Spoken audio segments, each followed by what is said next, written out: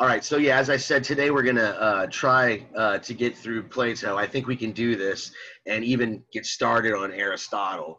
So we'll see how it goes.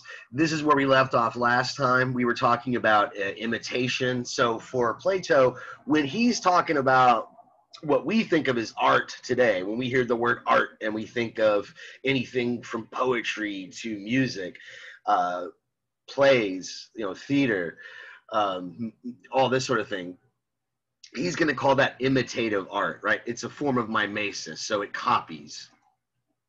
And actually, maybe before I start, I should talk a little bit about the game plan. I don't really know exactly what the syllabus says as far as your first paper being due. I have a feeling we're behind schedule. What I'm thinking is that next week we'll basically get through the vast majority of the Aristotle chapter, and you don't need to read the whole chapter on Aristotle. You can actually stop at the. We're not gonna cover the whole thing.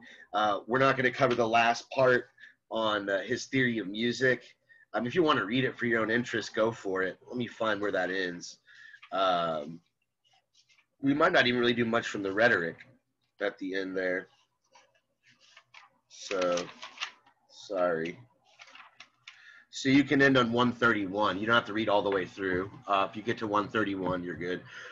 So that's that. But I'm thinking, again, next week we'll get through the vast majority of Aristotle. And then the week after that, we'll have to finish him up. And so week after next, by then, maybe like what I'll do is like next weekend or early in the week, the following, like Monday or Tuesday. So a little bit over a week from today, I'll post all of the first topics. So you'll be able to see what kind of topics you're going to write your first paper on. So again, 7 or 8 days from now, that will be up on Blackboard.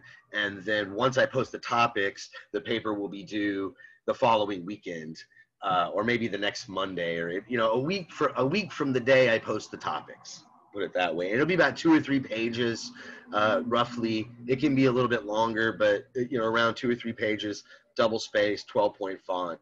Whatever format you prefer, right? MLA, Chicago, doesn't matter. You shouldn't really need to cite a whole lot of sources. You can just use the textbook or the reading. But if you do cite your sources, I don't really care what format you use.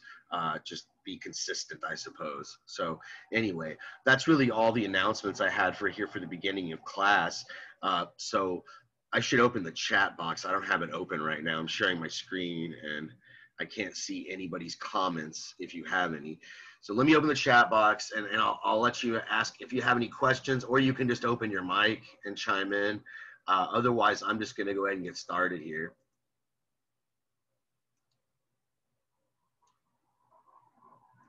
All right, it doesn't look like anybody has any questions, so I'm just going to continue. And interrupt me at any point if I'm going too fast, because I kind of want to rush through these first 4 or 5 slides. I think a lot of this is review. But again, maybe you were confused last week and you weren't quite following it, so maybe I'm assuming too much. But I'm going to try to get through this pretty quick. Don't hesitate to slow me down if you need to. So again, this is a quote from the textbook around page 31. He's having this dialogue and he talks about an artist. Okay, the term artist here, someone who creates something, and he's a maker, right? He makes all the works of all other workmen. Socrates, I think, is being a bit sarcastic when he says this. You'll see in a minute what I'm talking about.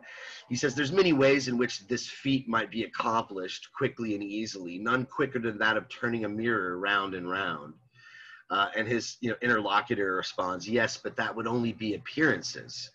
So remember, for Plato, we were just kind of getting on the tip of talking about, the tip of the iceberg as far as talking about his metaphysics. And, for him, art, this imitative art, is a copy of something actual. He thinks of art as, well, today, I suppose, if you're an art major, or maybe you've taken an art history class or art appreciation, and you learned about, different styles of art and different movements in art, this might be what somebody calls representational art. The Greeks always thought of art this way, at least the famous ones, right? The Aristotles, the Plato. They seem to think of art as just something as representational. It copies something else. It's imitation. It's a form of mimesis. So it's like, you know, this sort of analogy he's making. It's like they just take a mirror and point it at the world, right, and reflect, and they create. And as he's like, they don't create. It's just an appearance. They don't really make anything. It's just a deception. It's not real, right? So again, the painter, for instance, is just a creator of appearances. What he creates is untrue. It's further removed from true reality for Plato. Okay, so moving on.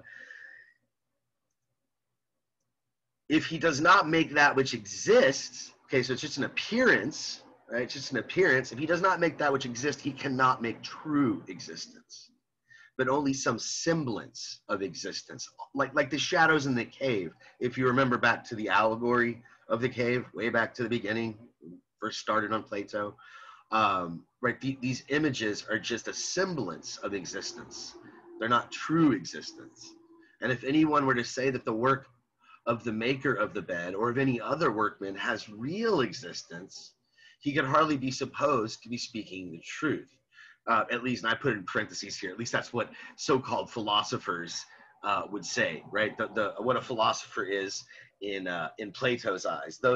Those who understand about truth and reality, who have gotten out of the cave and understand the true ideals, the idea of the work, right? The idea of the bed, the idea of the table, that's the real truth. The actual particular bed is something temporary, fleeting. It's derived from the concept, okay? So the workman, again, he's not really making anything real either.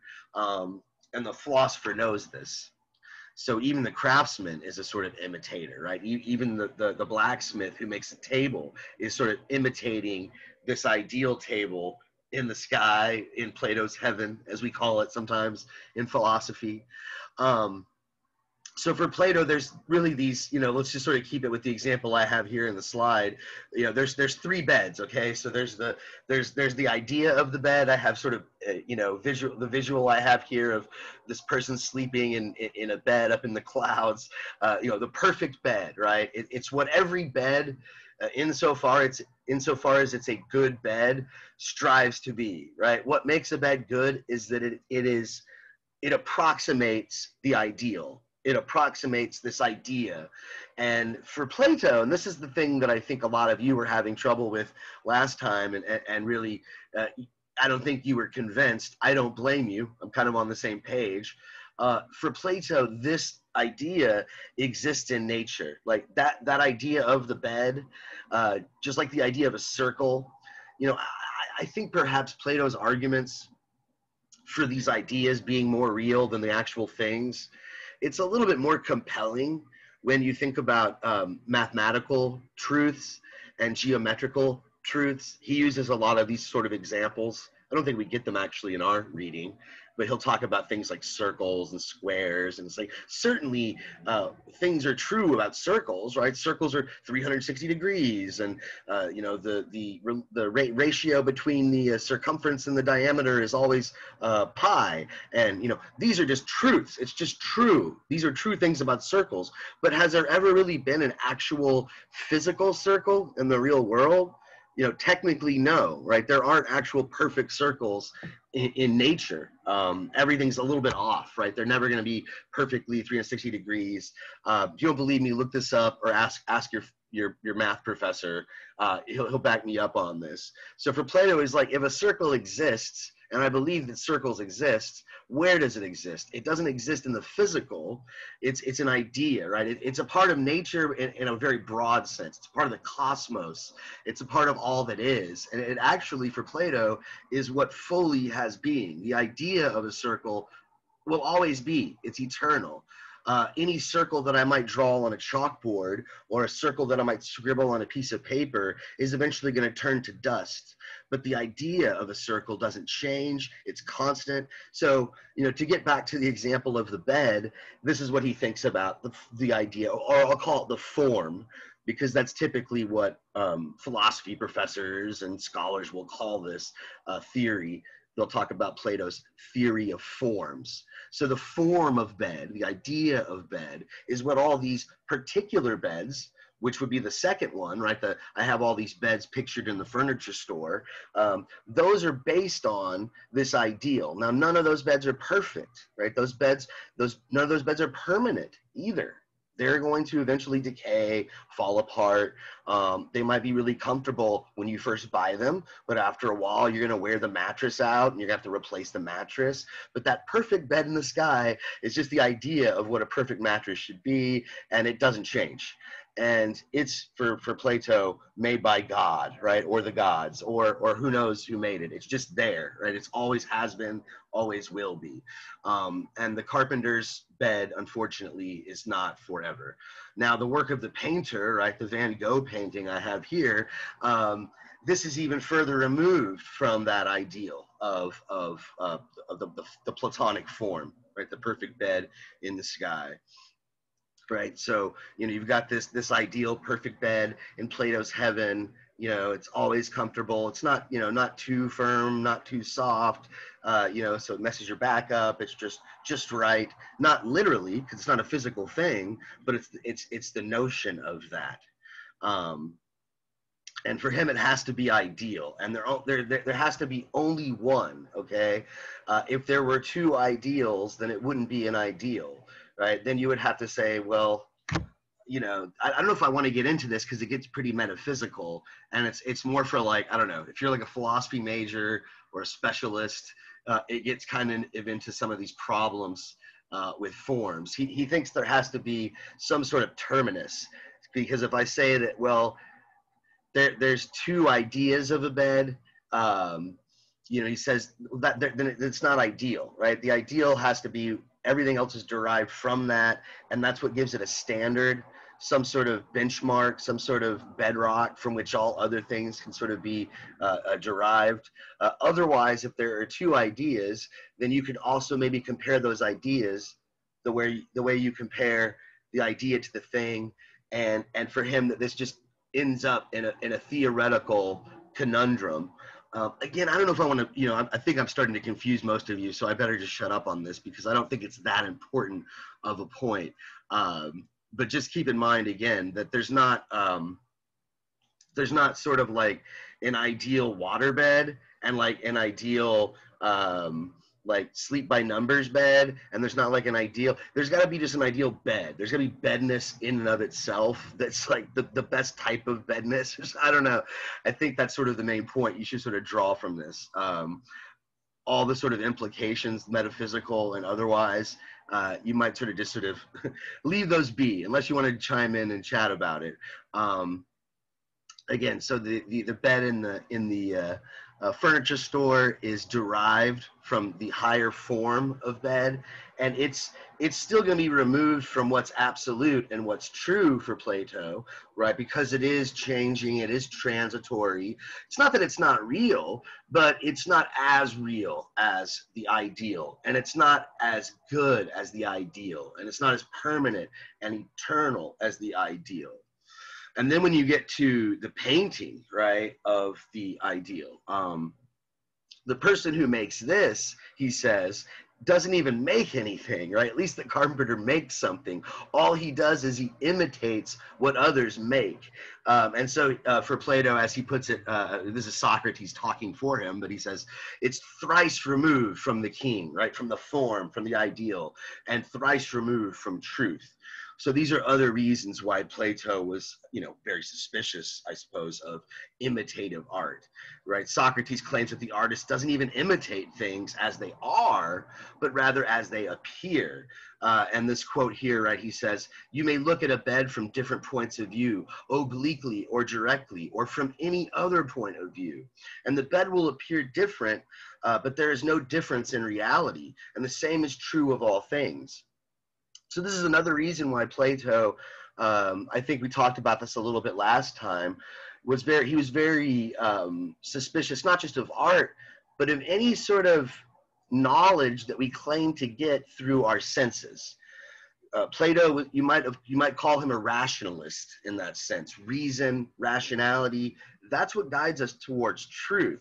our senses actually deceive us. As Socrates points out in this passage, we might look at a bed, we might look under the bed and it looks different from underneath. We might look at it from above. We might look at it through a magnifying glass. We might look at it from 20 feet away. We might look at it when we're drunk. We might look at it when we're in a dark room. And in all of those situations, we're going to have a distorted, different version of what it appears to be true.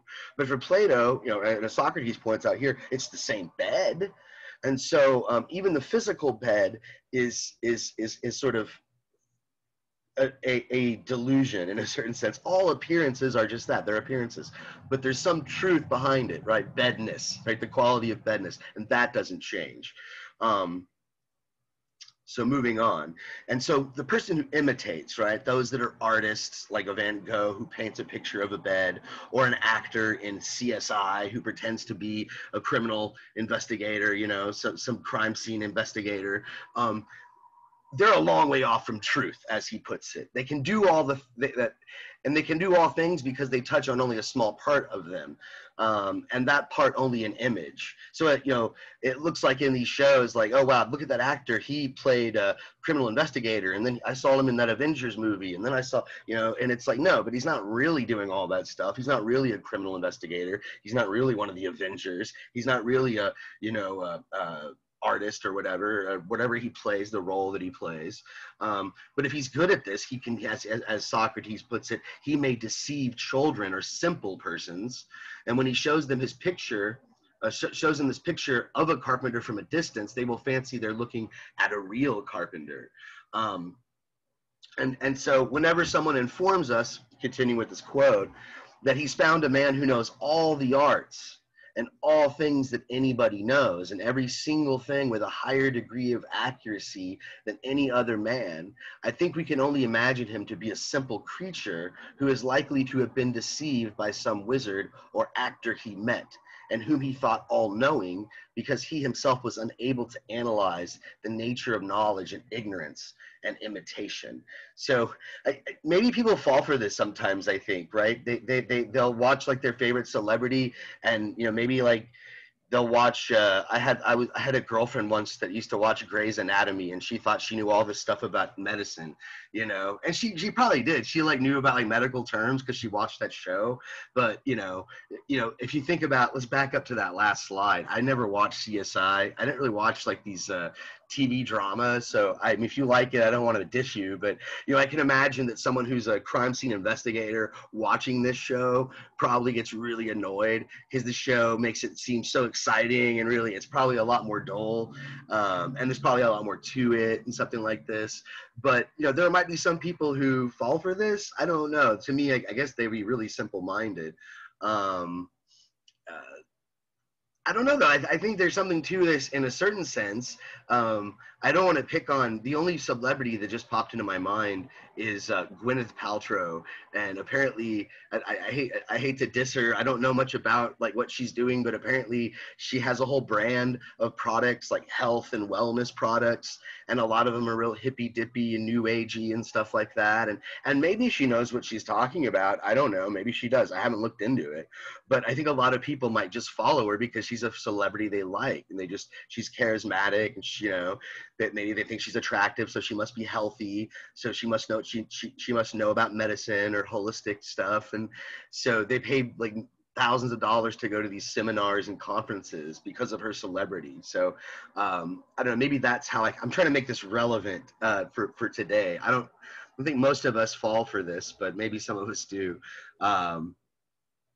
This other point, and you might push back on this. I kind of want to push back, but I understand where Plato's coming from. We talked about this already.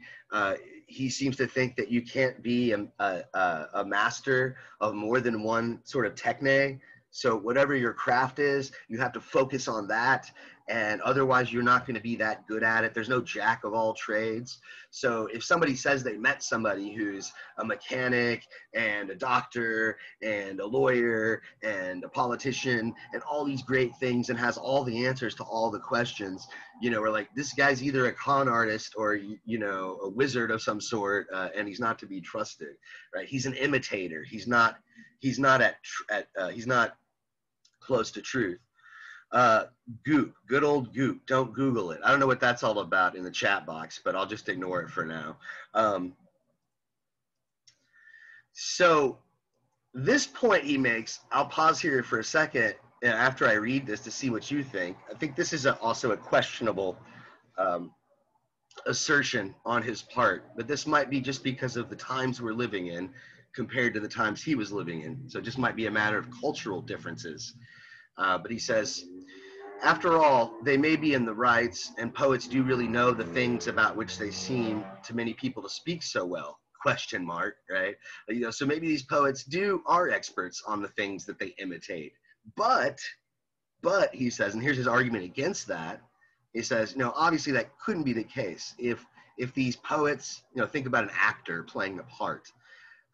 If they were able to actually do the things they imitated it. Oh, somebody's talking about Goop is Gwyneth Paltrow's company. That's the name of her company, is Goop? Wow, that's not a very good name for a company. I mean, just sounds like poop. I don't know, sorry. I mean, maybe it's a great company, but anyway, sorry. I'm just getting distracted with this. But so anyway, so back to the argument. He's saying, look, maybe these poets do know a thing or two. Like maybe if, let's say you played a doctor, like you're this guy, I don't know the actor's name on that show House. I never watched it, right? But let's say you play a doctor for 8 or 9 years of your life. Maybe you start to learn about the profession, right? But he says, if a person were able to make the original as well as the image, right? So if he were actually able to be a doctor and not just be the image of the doctor, would he seriously devote himself to the image-making branch? The real artist who knew what he was imitating would be interested in realities and not in imitations, and would desire to leave as memorials of himself works many and fair.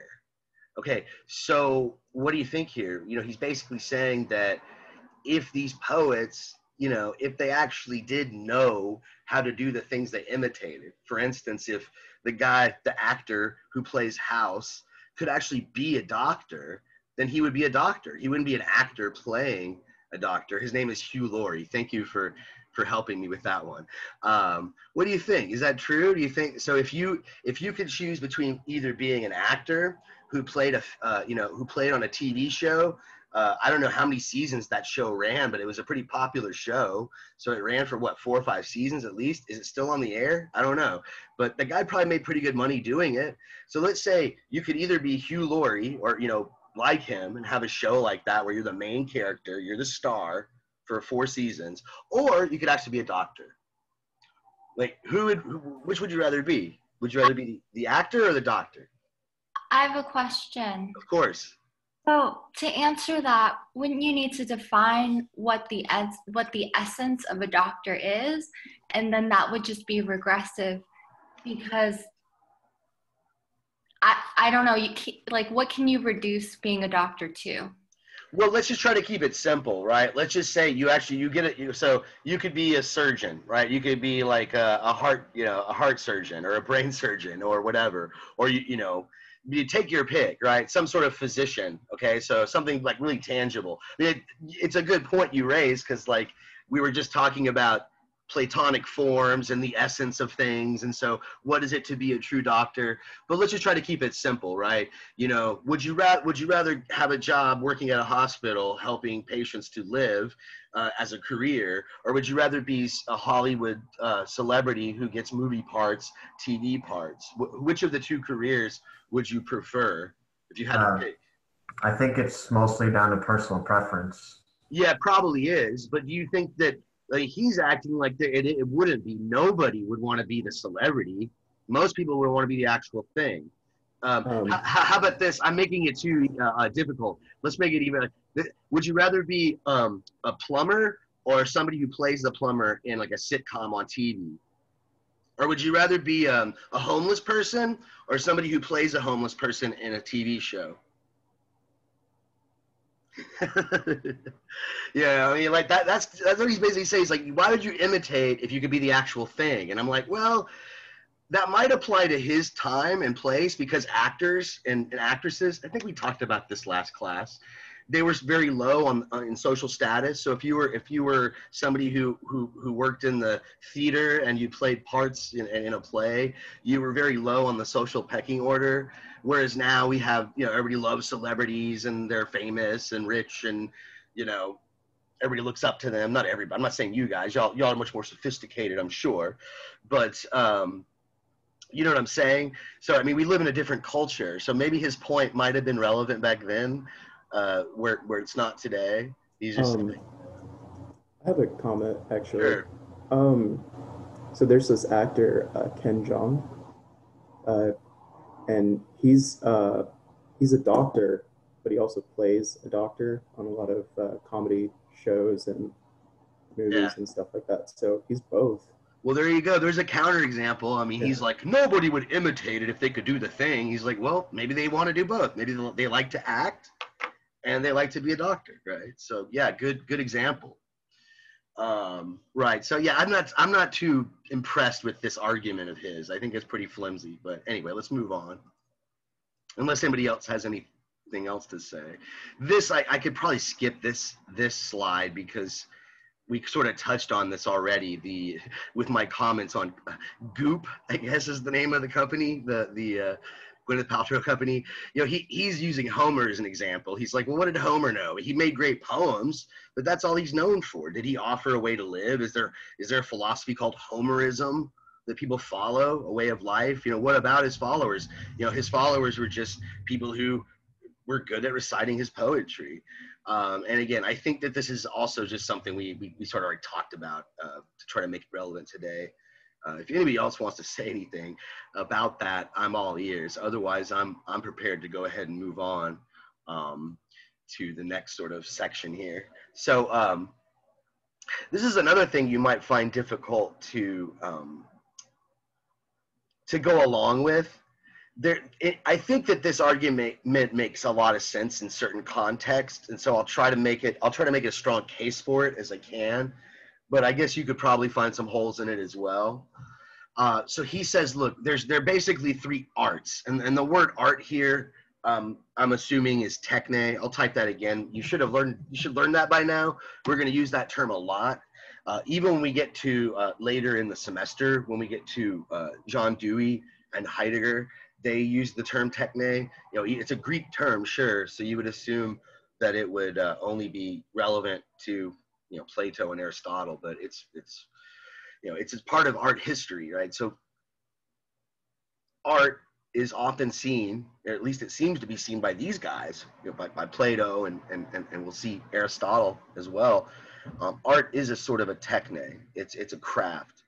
And so it's which one is it though? It's the third one here. There's one which uses something, one which makes something, and one which imitates something. Okay, so those are the three types of techne: one that uses, one that makes, and one that imitates.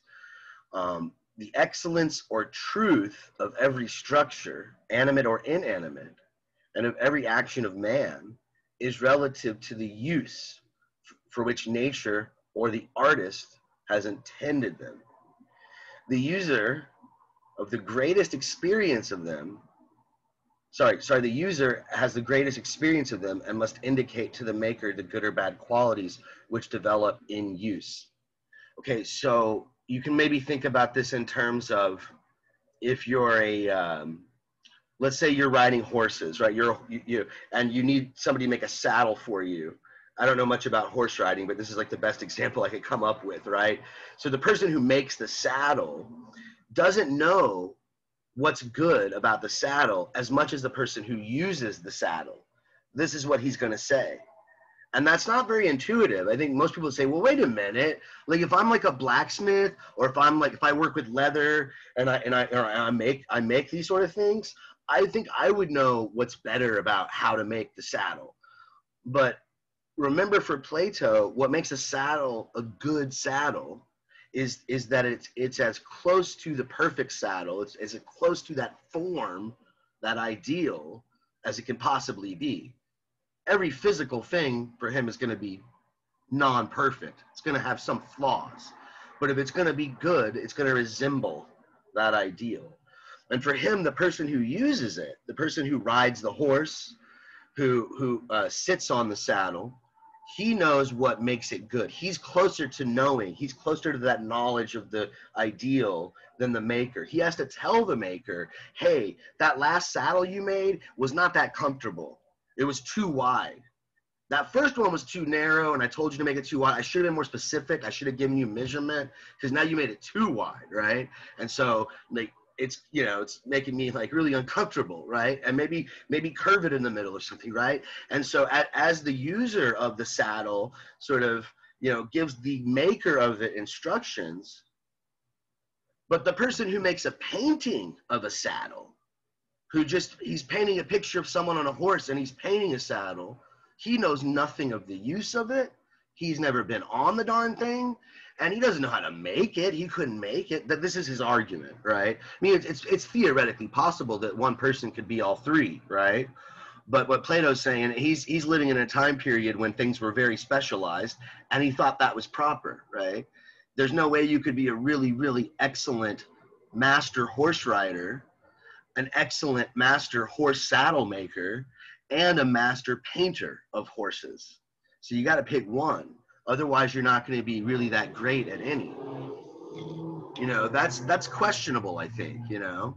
I think maybe, again, this is something that might be, because of our technology, I'm taking it for granted that we have a little bit more taken care of for ourselves.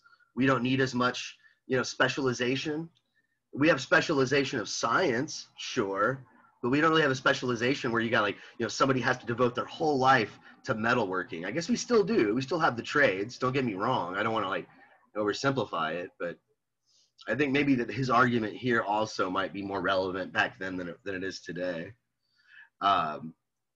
So what about the person who imitates? You know, I guess the person who makes the horse saddle in my example, you know, he's got a bit of knowledge of what a real good, true saddle should be. But the one who actually rides the horse and uses it, he, because of his direct experience, he's closer to the knowledge of that ideal form. So now we finally get to this, this distinction that runs throughout much of Plato's corpus. If you've ever read the dialogue Theaetetus, or if you've ever read the Meno dialogue from Plato, I know those are two places where this pops up. For him, the person who uses the horse saddle actually has knowledge. He has gnosis. He knows what it is to be a good horse saddle, okay? The maker, he says, has correct belief. Sometimes that's translated as true opinion. So what's the difference? Okay, you can know something, or you can just have you can believe it and be correct. Okay, so the example he gives in Meno, I'll type that out in case anyone's interested. M-E-N-O. That's the dialogue where this pops up. It's like one of the most famous examples. He uses this example of someone who's been to I can't remember the name of the city, Larissa, I think, wherever. One of these Greek towns, you know, they're in Athens, and he says, you know, if you've been on the road, no, it's not, whatever, it doesn't, let's just say you're going to Austin, right? And you've never been there. So what do? You go on Google Maps, or you go on GPS, and you Google it, and, you know, you figure out how to get to Austin, okay? According to Plato, you don't really know how to get to Austin. Okay, you went to something else, an app that told you what was correct, okay, and you believed it. Okay? In order to actually know that that's the road to Austin, you would actually have to maybe have taken the journey yourself. This is the example he gives in Meno, right? If you know the road to Larissa, you've been there and you've come back to Athens. Whereas if you've never been there, but you have a friend who has, and he tells you the directions, and he doesn't lie to you, then you have correct belief. You don't have knowledge. I think a better example, this is actually, I should have gotten the student's name, but it was years ago and I forgot, but I got this from a student. It was a really good example, I think, that illustrates this distinction between knowing and having correct belief. He says it's almost like if, you know, imagine you're in a scenario where there's a ticking time bomb, and you're in the building, and it's just you and this bomb, and the building's been cleared out. You're not a bomb expert. You know nothing about bombs, okay? But the bomb experts, they're on their way to help you, but it's too late. The bomb's going to go off in like 5 minutes, and so they're not going to get there in time. So they're on the phone with you, okay? The bomb experts know.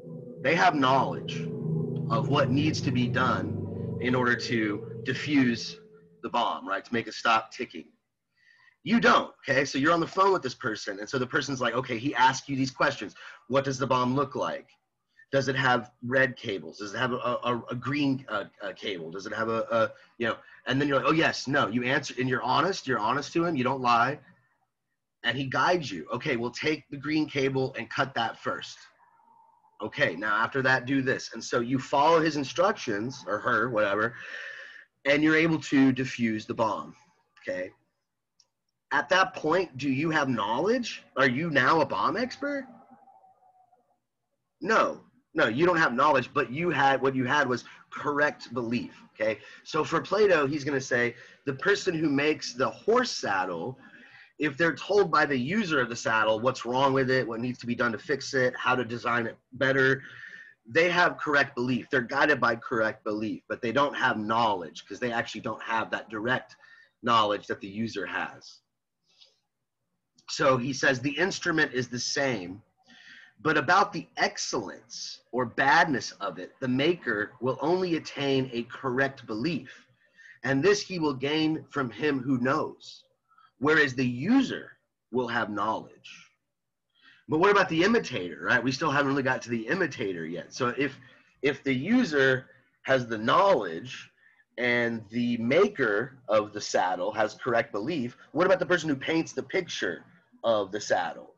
He has neither one, says Plato. He doesn't have knowledge or correct belief. He imitates, as Socrates says, only that which appears to be good to the ignorant multitude. So if you watch that show, I don't know, the House or some other, probably not House, I don't know how much like medical scenes there are, but I imagine like Grey's Anatomy, you watch that show. I never watched it, but again, I dated this chick that used to, and I'm imagining there's probably like a lot of scenes in the hospital where they might be in the operating room, and so it appears real. It appears, because maybe it's very well directed, or the editing is very well done, and so it looks like very realistic. But somebody maybe who actually works as a physician day in and day out is gonna be like, if you don't know anything about surgery, that looks realistic, but that's not what the operating room's like. It's a lot more messy than that, or it's maybe not as messy, or whatever, vice versa, So that's his point, right? So the artist should always be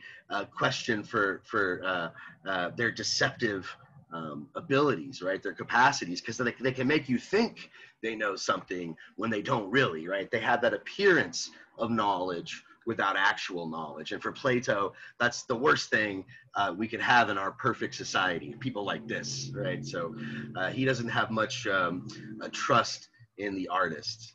I got a couple comments in here. Let me make sure I respond to them before I move on. Okay, someone says that, maybe there's some pre-med students in here who know about this, right? So maybe Summer's one of them. She's like, House is a good example. Most of the diagnoses are so far off from reality or anything symptoms point to. Yeah, it's completely inaccurate. They'll make stuff up just to make it more, they'll make it more dramatic, to make it more exciting. They make up like a disease that's not even that serious and make it more serious or whatever, right? So I imagine that happens quite a bit. It's probably really annoying to people who know better.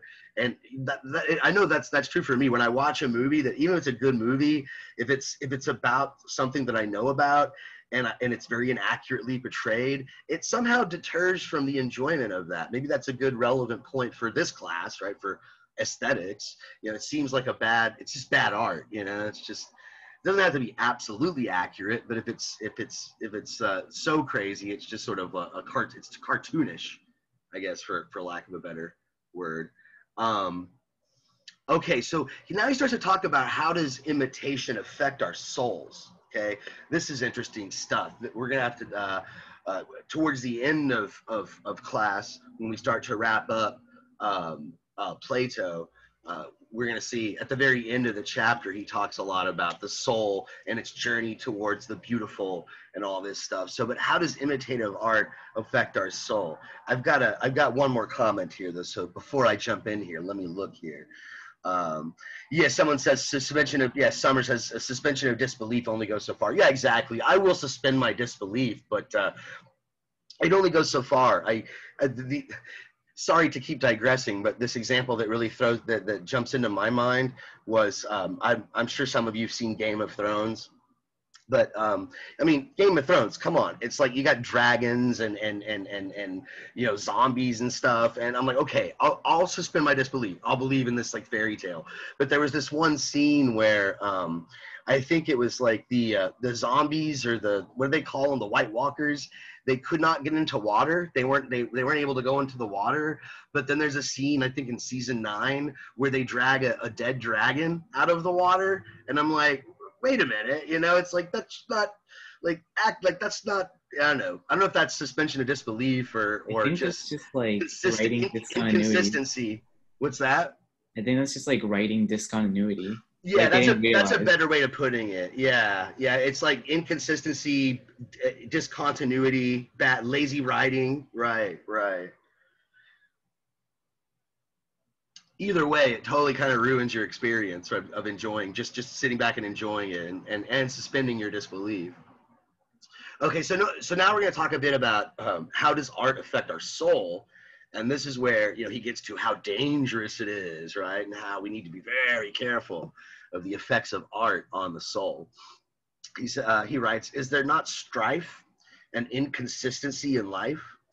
The soul has been acknowledged by us to be full of these and 10,000 similar oppositions occurring at the same moment. I think we touched on this a little, right? Plato has this tripartite theory of the soul. We'll get to this a little bit later when we get to that passage from Pheadrus.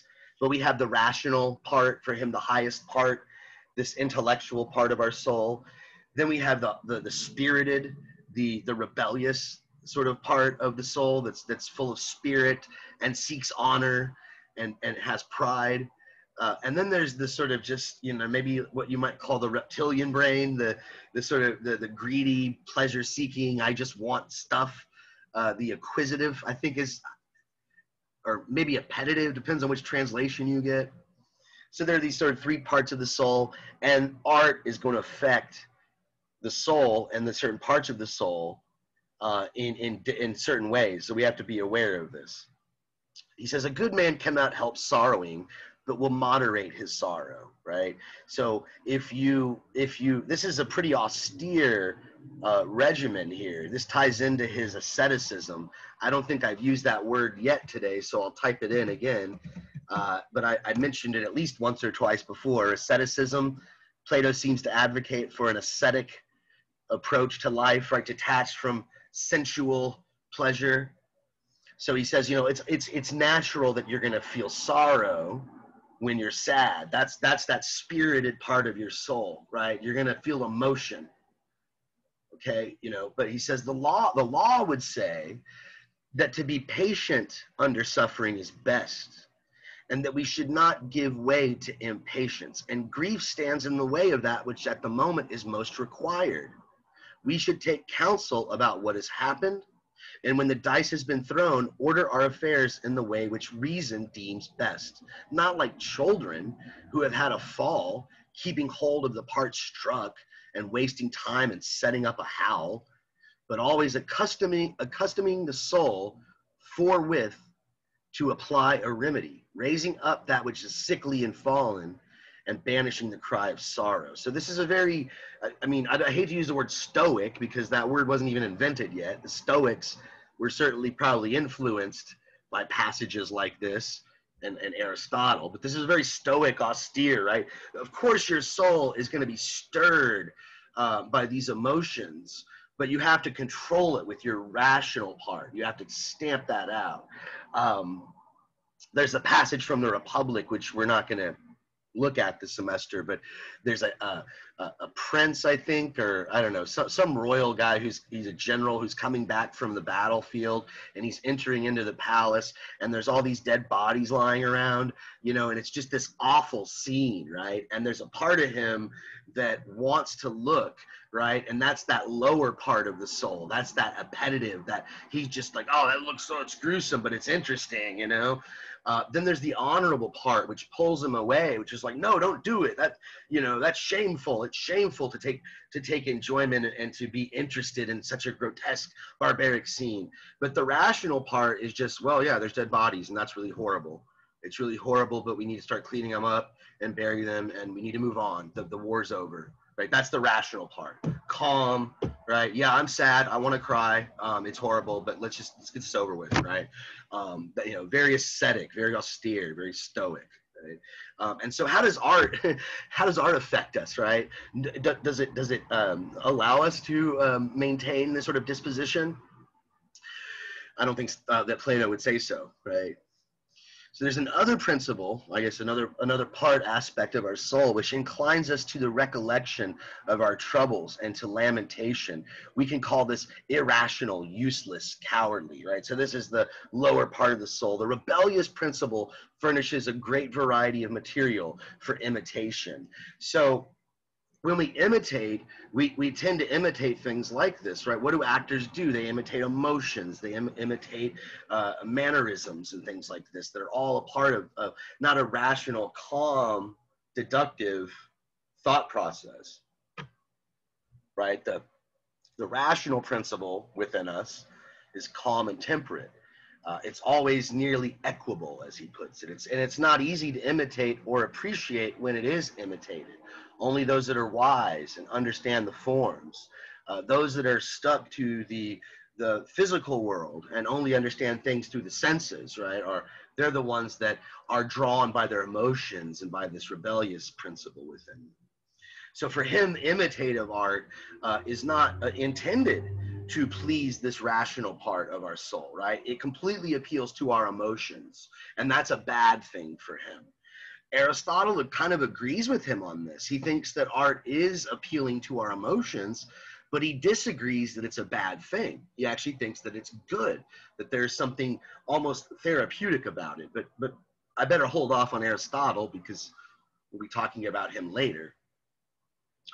So he says it's again, it's not intended to please the rational part. It's intended for the passionate and fitful temper, which is easily imitated and indulges the irrational nature, which has no discernment of greater or less, but thinks that the same thing at one time greater and at another small, right? Again, sort of going back to my example of looking at the bed from underneath, looking at it from up above, looking at it from far away, and being deceived that that's what's true in each case, okay? That's the emotional, erratic, sort of just jumping to conclusions through your senses part of the soul. And that's what art feeds. Art feeds that, and that's no good for him, right? No bueno, says Plato. So there's more on this. When in misfortune, he says, we feel a natural hunger and desire to relieve our sorrow by weeping and lamentations. And this feeling, which is kept under control in our calamities, is satisfied and delighted by the poets. Few persons ever reflect that from the evil of other men, something evil is communicated to themselves. And so the feeling of sorrow, which has gathered strength at the sight of misfortunes of others, is with difficulty repressed in our own, right? So when we see, you know, a movie of something very sad, even if it's not even, we know it's fake. We know every character in it is fictitious and fully made up. We still get sad, right? We still cry when Old Yeller gets shot in the old, yeah. Maybe that's a really old movie. Old Yeller, that's probably, I need to update my example there, but right, it's a movie about a dog and he gets rabies in the end. They have to shoot him even though he's such a great dog and save the family from some wild animal. It's been a while since I watched it. I saw it when I was a kid and yeah, made me cry. So yeah, he's like, that's not good. That's not good, says Plato. Can we be right in praising and admiring another who is doing that which any one of us would abominate and be ashamed of in our own person? You know, things like public sorrow. Even remember back to the beginning when he said we can't even be funny We have to be serious all the time. We certainly can't be lustful, right? We can't see movies of people that are lustful or angry or desirous, or even people experiencing great pain or pleasure. Eduardo's got a comment. Plato's the type of guy that say that men can't cry. Yeah, he is. He is. Yeah, it's interesting. Yeah, he's totally machismo, right? But boys don't cry. If you do, that's and I think he gets this from Socrates. If what he writes about Socrates is somewhat accurate, it seems like Socrates was this way as well. Apparently, when Socrates was being executed and he took the poison and he was about to die, some of his friends started crying and he made them leave. He's like, I made the women and children leave because I didn't want to hear people crying and weeping in front of me. You know, just get out of here. You know, he's like, you know, be gone, you sissies. You know, he's like, I'm dying. It's no big deal. You know, he's like, you know, just, you know, you can't do anything about it. I was always gonna die. You know, what's really important is always going to be important. What's always beautiful is always going to be beautiful. So just be happy. You know, Socrates will always be, in a certain sense, like his essence, his soul, right, will always be, whatever that means, right? Take it as metaphysically as you want. You can't cry, but sometimes you'll water your eyes too much. Don't worry about it, King. Plato. All right. Okay, enough joking. Let's try to wrap this up here. Let's try to get to a good stopping point. Let me see how I'm doing on time. Doing really good. Okay, so let's go for another 20 minutes or so, and we'll see where that leaves us. I'll try to get close to the end here. So he says, poetry feeds and waters the passions instead of drying them up. So our hymns to the gods and praises of famous men are the only poetry which ought to be admitted in our state. So kind of going back to what we talked about last week, the only music that is appropriate are the sort of the marching military music that makes you feel brave and ready to face death, or the very somber, oh, holy music, that kind of boring stuff, okay? Similar sort of thing, right? Only hymns of the rulers and the gods should be allowed. None of this imitative art, but just speeches of great men and hymns to how awesome the gods are. What will anyone be profited if under the influence of honor, money, and power, under the excitement of poetry, he neglect justice and virtue, right? So he's afraid that if we allow the poets too much power, or even if we allow them in the city at all, because of their skill at eliciting all these emotions, that they will rule the republic, and that the republic will be ruled by emotions, and we certainly can't have that. Then that will be way too disordered and fleeting and irrational, right? So obviously that's a no-no for Plato.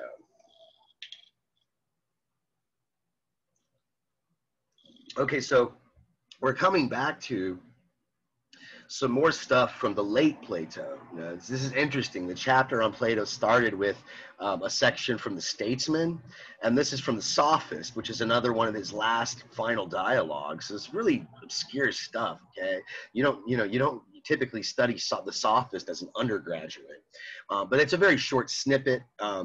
He's talking about just like where we started. Remember, he was talking about two types of measurement. So there's a sort of bifurcation. He's sort of taking all these categories. There's measurement that's relative, bigger than, smaller than, taller than, this sort of thing. And then there's measurement of the ideal. Well, what's the right size? You know, smaller, bigger, that's relative. But what's the correct size? That's the ideal, that's the form. So this is a similar process. He's splitting up image making. If you're imitating, well, then what types of image making are there? He says there's one, likeness making, and then there's what he calls imaginative or fantastic, right? Which I guess is just completely, it's not, you're not copying you're not painting a picture of an actual, like a portrait of a statesman, like, oh, there's a senator, I'm going to paint a picture of him for his family or whatever.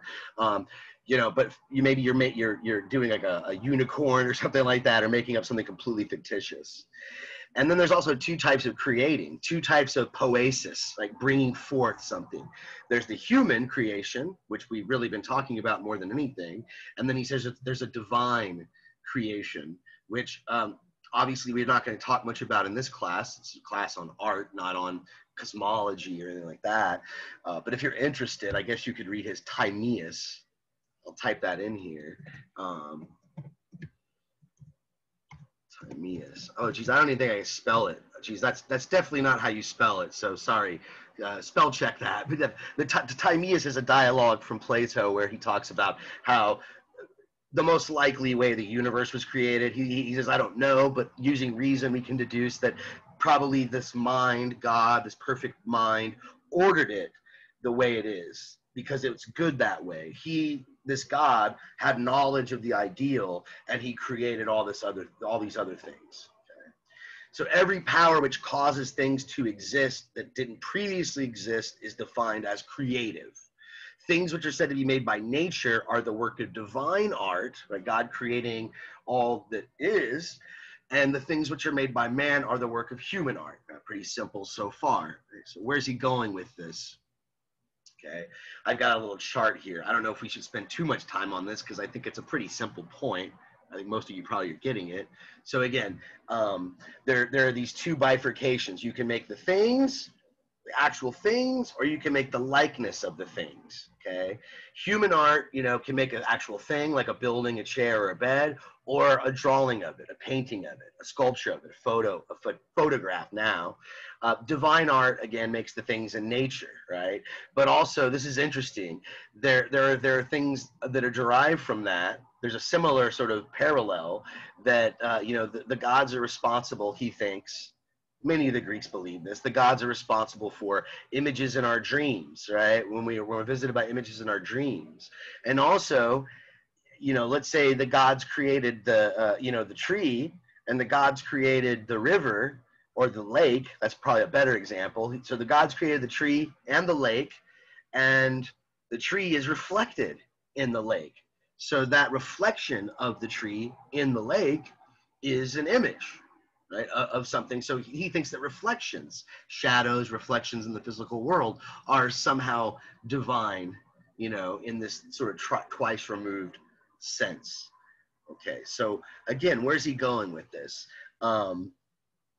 The likeness making, he doesn't really spend much time on. When we get to the imaginative or fantastic, he says this is stuff that's completely produced, like instruments, right? Like you use like a flute to play music, right? Or sometimes the creator himself is the instrument. So if you're an actor in a play, you're going to be the doctor in that scene. You're going to be the victim. You're going to be the whatever role that you're playing. Okay, this is a form of mimesis, obviously, and it's mimesis, mimicry, copying without knowledge, right? So there's two types of mimicry, right? There's mimicry with knowledge, things like scientific or learned imitation.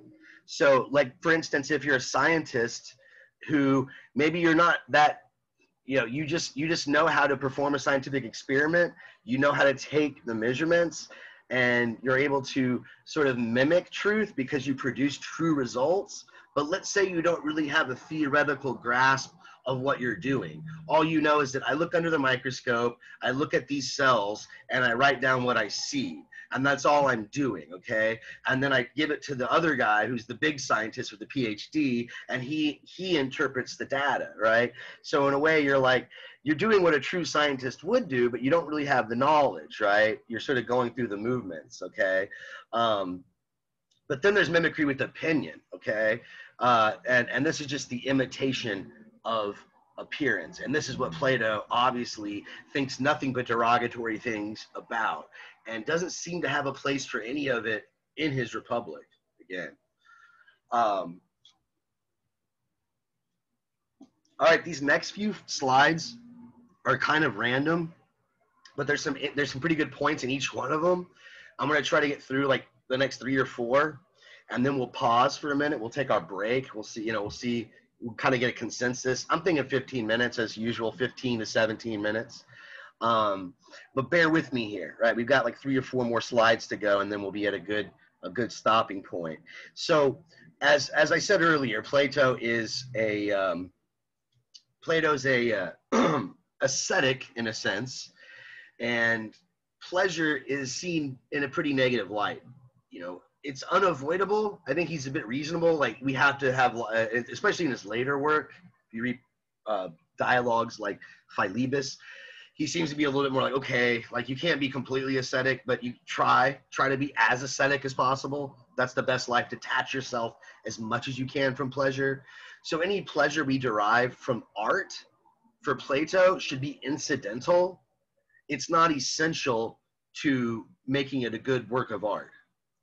So he says, when things have an accompanying charm, either one, the best thing in them is the charm, or two, something that is some rightness or utility possessed by them. And he gives the example of eating and drinking, right? When we eat and we drink, there's what he calls this accompanying charm, right? There's the flavor of the food, and which is pleasurable.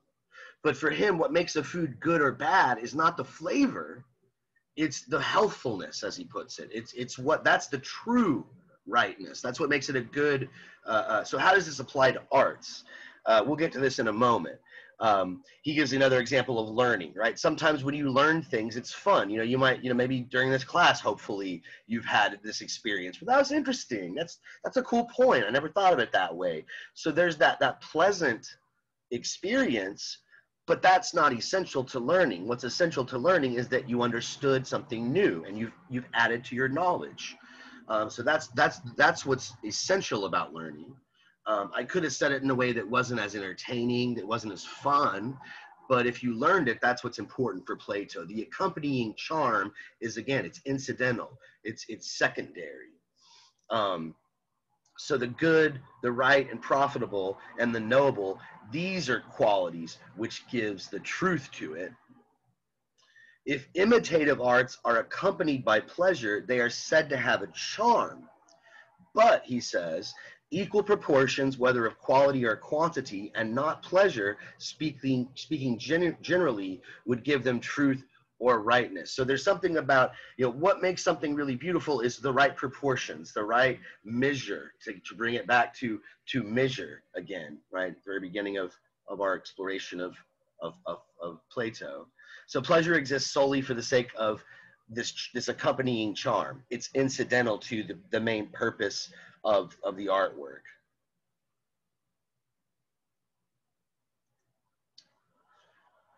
So he says, imitation is not to be judged by pleasure and false opinion, okay? And for him, this is true of all equality. For the equal is not equal and the symmetrical symmetrical, because someone thinks or likes something, but they are judged by the standard of truth and by no other whatever. So it's, again, we're looking for this objective standard.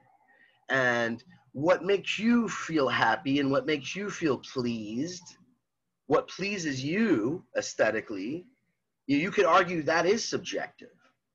But for him, the truth, what's equal, what's symmetrical, 2 + 2 = 4, that's just true. And so the truth behind the work of art, if there's a lesson, like a philosophical truth being brought forth in the work of art, that's the essence, not the pleasure that accompanies it. So music is it's not good because it's pleasurable, but because it's an imitation of the good, what is right, the standard, the form. Okay, another thing we have to understand if we want to judge a work of art is we have to understand the meaning of the work, okay? What is it trying to represent? If the meaning is obscure or we don't understand the meaning, we don't understand what the lesson is that it's trying to teach, we can't be good art critics. We can't say, oh, well, that was a bad work of art, that was a good work of art, because we have to see, well, how does it deliver? How does it deliver on that function? How does it bring forth truth? It might be pleasurable, it might be entertaining, but if the meaning is obscure or not apparent, or if it's an evil meaning, a bad meaning, then we have bad art. So he says, if one does not know the meaning of the piece and what it represents, one will never discern whether the intention is true or false. In everything imitated, whether in drawing, music, or any other art, he who is to be a competent judge must possess 3 things. Okay, so to be a critic, all 3 of these things you have to have. First, you have to know what the imitation is. 2, you have to know that it's true. And 3, you have to know that it's been well executed in words and melodies and rhythms. Now, this is not super clear what he means here, but I'm going to go and take a stab at interpreting, especially the second one. I think the one and three are kind of clear. So first you have to know what the imitation is, right? So what is the artist trying to represent? Is this a painting of a horse? Is it a painting of the president? Is it a painting of a river, a famous river, a famous mountain? What is it a painting of? What is it an imitation of? Then you have to know that it is true.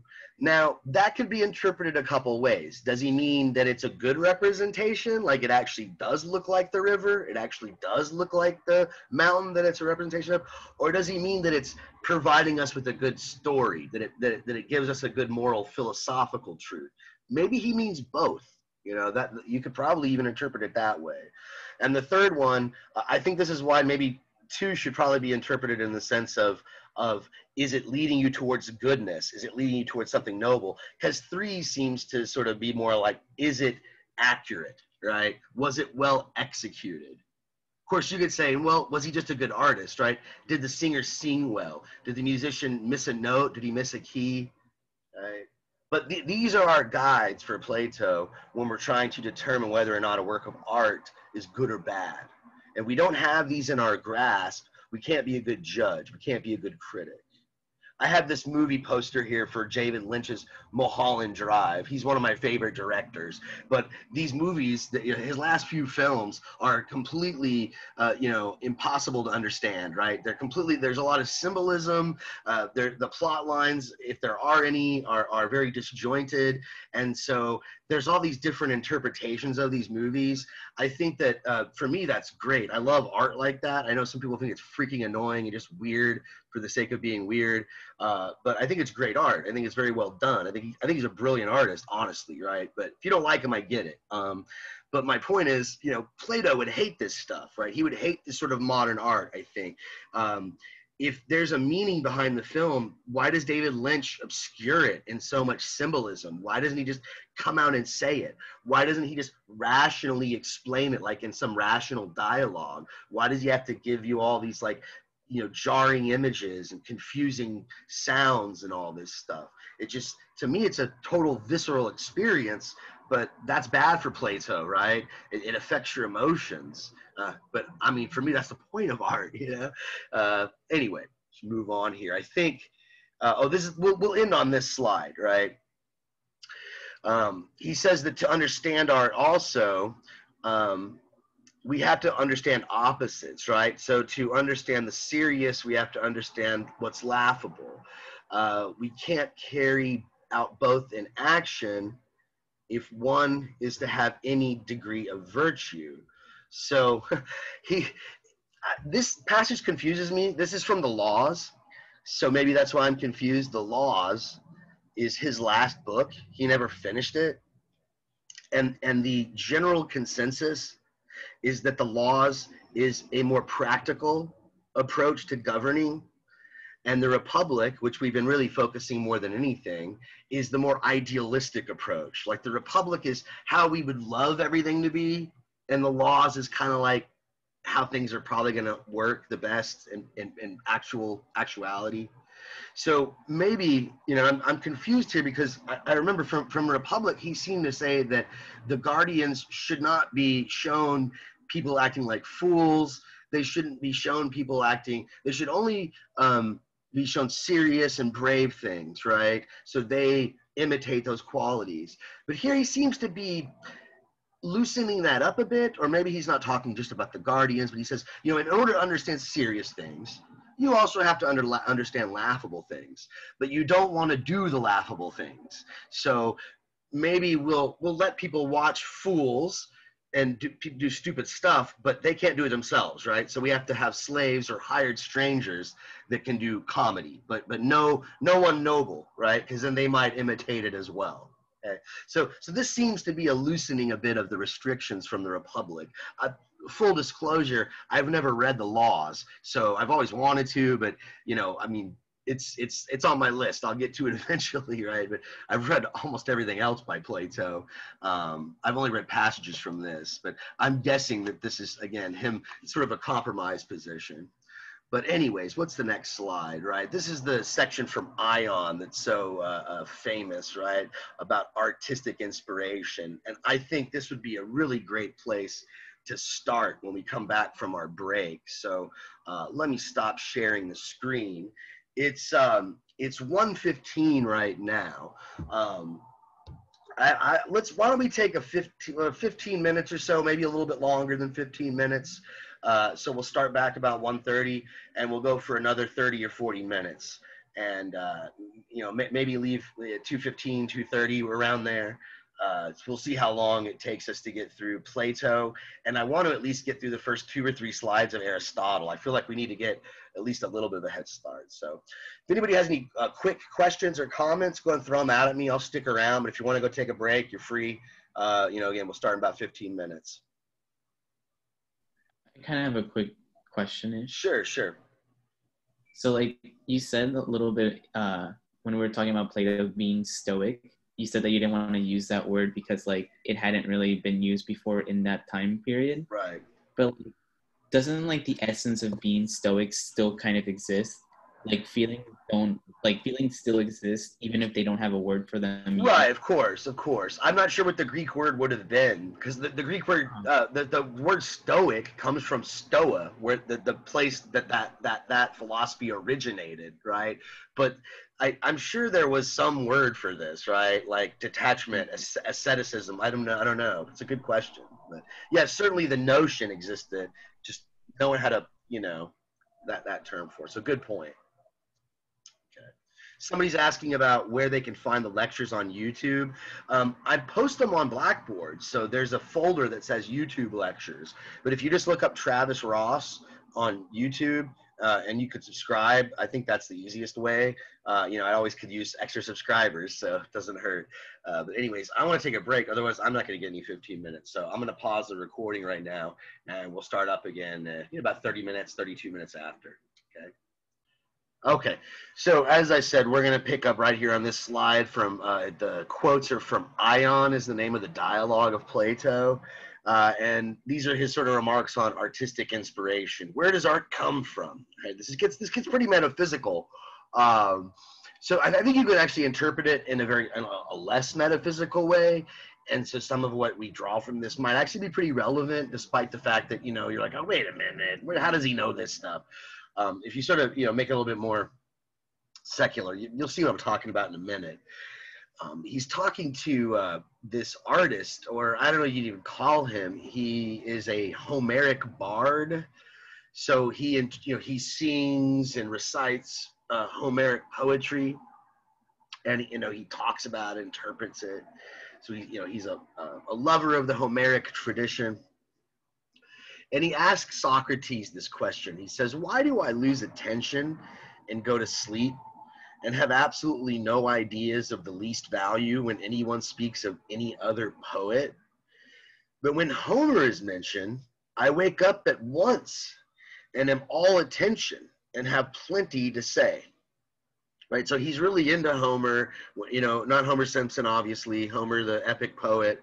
He thinks that, I'm inspired by him. His work is amazing. But, I read Pindar, I read Hesiod, and just like, they're okay. I don't see what's so great in them. I know that Homer is great, right? Maybe you have friends like this they only like one band. That's all they listen to is like one or two bands, and they're not really that into music. I mean, I'm trying to think. I don't know if I know anybody like that, but I'm sure they exist. And so Socrates tells him, he says, you speak of Homer without any art. So this is why, okay? So he doesn't have art. He doesn't have techne. He doesn't know the craft, okay? It's kind of an insult, I guess, but maybe not. We'll see in a minute. Where's he going with this? He says, you speak of Homer without any art or knowledge. If you were able to speak of him by rules of art, you would have been able to speak of all other poets, for poetry as a whole. This is assumption maybe some of you might want to push back on, but he's saying, there's a rule. There's rules of what's right and good. Why is Homer so great? You should be able to explain that. You don't know the rules. You just know that Homer's great. If you were a true critic or a philosopher who understood what was right and correct, you'd be able to articulate it and explain it. So the gift which you possess of speaking excellently about Homer is not like an art, but it's more of an inspiration. There is divinity moving you, like that in the stone of Euripides called a magnet, right? So Euripides stone is supposed to be this very powerful magnet, and it draws all these rings to it. And the ring that's closest to it has the most inspiration, has the most pull, right? Can feel more of that power from the original source, I suppose. So Homer was the magnet, and Euripides, or sorry, Ion, this bard, is just one of these rings. So he says this stone not only attracts iron rings, but also imparts to them a similar power of attracting other rings. All of them derive from their suspension from the original stone. In like manner, the muse, first of all, inspires men herself, right? So there's this divine calling, right, this divine inspiration, and that's what's directly given to Homer. So he has the most pure, the most potent inspiration. And from all these inspired persons, a chain of other persons is suspended who take inspiration. So it's almost like, I don't know, I'm trying to think of a good example of this, right? You know, all the great musicians. I remember, you know, from my own experience, this will probably date me a bit, but you know, when Nirvana came out, you know, they were a big deal in I guess the early '90s when Nevermind was hit the charts, and It Smells Like Teen Spirit. And then after that, there were all these record labels that were just looking around for all these Nirvana wannabe bands. And then I don't want to name names because I might offend people who like that music that I'm thinking of. But you know, you have all these bands that copied them, and they weren't as good, right? They were like watered down. And truth be told, Nirvana, like, they were inspired by earlier underground 80s music, like post-punk and some underground music that some of you probably never heard of, right? And that stuff to me is even better than Nirvana. You know, Nirvana is kind of a watered down, you know, derivative version of that. So it's like, you know, you have this one band that sort of breaks all this new ground and brings forth something just amazing, and just this music that's just wow, you know. And then all of a sudden all these other bands just sort of like, wow, that's cool, we can do that, and they sort of copy it, okay? And so this is his account of it. There's this direct inspiration. It's sort of divine, but it's not based on knowledge. That's a key point he wants to keep making here. It's not based on any knowledge or techne. It's not really an art. It's just a direct inspiration, some emotion that you feel you can't explain. Many are the noble words in which poets speak concerning the actions of men, but they do not speak of them by any rules of art. Had he learned by rules of art, he would have known how to speak not of one of them only, but of all. The poets are only interpreters of the gods by whom they are severally possessed. This reminds me a bit, has anybody in here ever read The Apology? I'll write that in the chat box. Yeah, just you can put in the chat box yes or no. But in The Apology, if you've ever read that one, that's when Socrates is on trial. And he tells a story about how he goes to question all of the people who have this reputation for wisdom. And one of the groups he goes to are the poets. And when he goes to question the poets, he realizes that they write all these brilliant things, these beautiful poems, but when he goes to talk to them, they can't even explain their own poetry. So he says, well, how do they say such truthful, wise, great things if they have no knowledge? He says it must be by divine inspiration. They just get this inspiration, or they have this inborn talent, and they say many wise and good things without knowing what they really say. So he's sort of recapitulating that same sort of observation here. And this is something I like to push back on a bit. We might come back to this later in the semester when we get to Heidegger, but this is an assumption which I think a lot of philosophers, even, you know, whether they agree on anything, they tend to agree on this. And in a sense, I think we're all Platonists in philosophy departments if we think this. The idea is that if you can't explain something, if you can't tell something to somebody else in a way that they can understand it, then you don't really fully understand it. That's sort of a litmus test, right? That if you're not able to articulate your thoughts, then you're not even fully aware, or you don't have a full grasp of a concept. So in other words, if you're not able to explain to me Plato's philosophy, then you don't understand it, right? And I would push back on that a bit. You know, maybe you could be a really good painter, but you wouldn't be able to explain to somebody else how to paint. It just comes natural to you. You pick up a paintbrush, you dip it in, you would dip it in the paint, and you do it very well. And you know what you're doing, and you have this skill and a way of doing it. You have maybe what you might call muscle memory if you're like a sports person, athlete. It's a other type of knowing. I'll give Plato that. It's a different type of knowing, but to say that you don't know anything, and it just must be inspiration, it must be the gods, just you don't know, you just get this feeling and say it, and don't even know what you're talking about. I think that's a bit of a misreading here, but anyways, I digress. So he asks Ion to sort of, he tries to prove his, and this leads a little credence, I think, a bit to this idea. I think there's something to this. I've, as a performer myself, like when I've been playing music, you know, especially, it's been a long time since I played live, especially now with COVID, but, you know, I typically, the style of music I play is, it's highly improvisatory, it's highly improvised. And so a lot of it is just spur of the moment, and you're just reacting to the other performers, right? So he asks Ion about, you know, the experience of when he is having a really good performance, when he is singing these songs and doing it very well.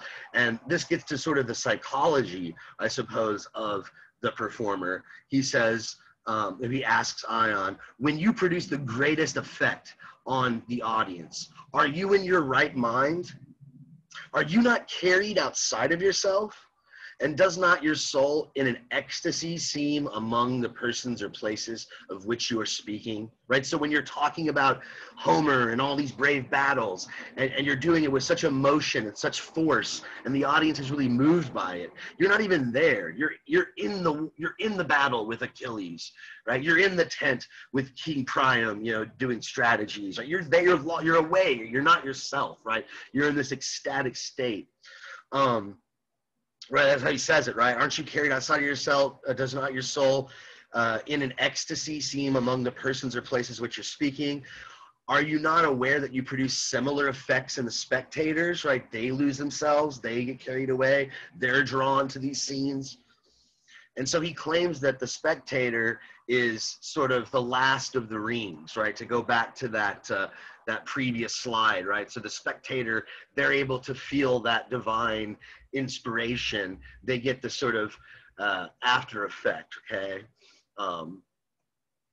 And again, I think there's a little to this. I don't want to say it's mystical or the gods give it to you, but there's something about, you know, it's almost like, even if you're not somebody saying a jazz, no, I'm not close jazz. I do like more like what you might call power electronics or noise music, but we won't get too much into that. Excuse me. But human intuition, someone says, I like that. Yeah. Even if you're not a musician or an artist, maybe if you're someone who likes to work out and you go to the gym or you train as an athlete, you might you know, think of it that way. You know, maybe there's a term of the zone. When you're in the zone, right? You're just working, you're pumping iron, and you know, you're really into it, and you're doing good, and you're getting a good pump. And that's, I guess, sort of an analogous experience, right? Someone says human intuition. I like that. That was Hassan. There's an example too. This is maybe kind of controversial, especially as of late, but there was a documentary I watched years ago on Michael Jackson. It's not the latest one with the, you know, all, you know, that breaks my heart, because like when I was like, I swear, when I was like 5 or 6 years old, like Michael Jackson was like my hero. Like I thought he was the coolest dude. Like I had one of those like silly gloves when I was like 6. You know, that was like when Thriller came out. And so like I just don't even want to know. I don't even want to believe anything. But anyway, this documentary, I think it's called Finding Neverland or something. and it's kind of sad because he allowed the guy to make a documentary on him because he was trying to improve his image, and it just made him look more weird and kind of creepy. But there's a scene in it where the guy's interviewing Michael Jackson. He's like backstage before his concert, I think, and he's like practicing his dance moves or something. And the journalist asks him, he's like, "What are you thinking about when you're performing? What do you think about when you're dancing?" And he says, "I'm not thinking about anything," you know, in his little soft Michael Jackson voice, you know. He says, I'm not thinking of anything. He's like, if I was thinking of something, I couldn't dance, right? I think I gave this example last week, perhaps. I might not have. I know I gave it in another one of my classes, so I'm getting them mixed up. But I remember when I was taking piano lessons, years ago. I was living in Austin. It was like over 10 years ago. Every week when I would go there, sometimes I had been practicing all week, and so I wanted to impress my piano instructor, and usually those times I sucked because I would always be in my mind, and I'd be like thinking about like every note and every chord and how to impress her. Oh, you know, show her, look at all how good I am at this piece that I've worked in, and I'd always slip up. But the weeks that I was really busy at school or work and I hadn't had any practice in, and I went in there all kind of like just tired and just not giving a shit, just like, whatever, she would joke about it. She's like, you should like maybe practice less. She's like, it's like whenever you're busy, you seem to do better. Like your sight reading's better. You're more, I'm not overthinking it. I was just there kind of relaxing, just in front of the piano keys, just me and the keys, right? I'm not thinking about this, you know, so losing myself, right? So again, human intuition. Hassan added to what he says here. We can only think about one thing at a time. That's why nobody can really think about other stuff.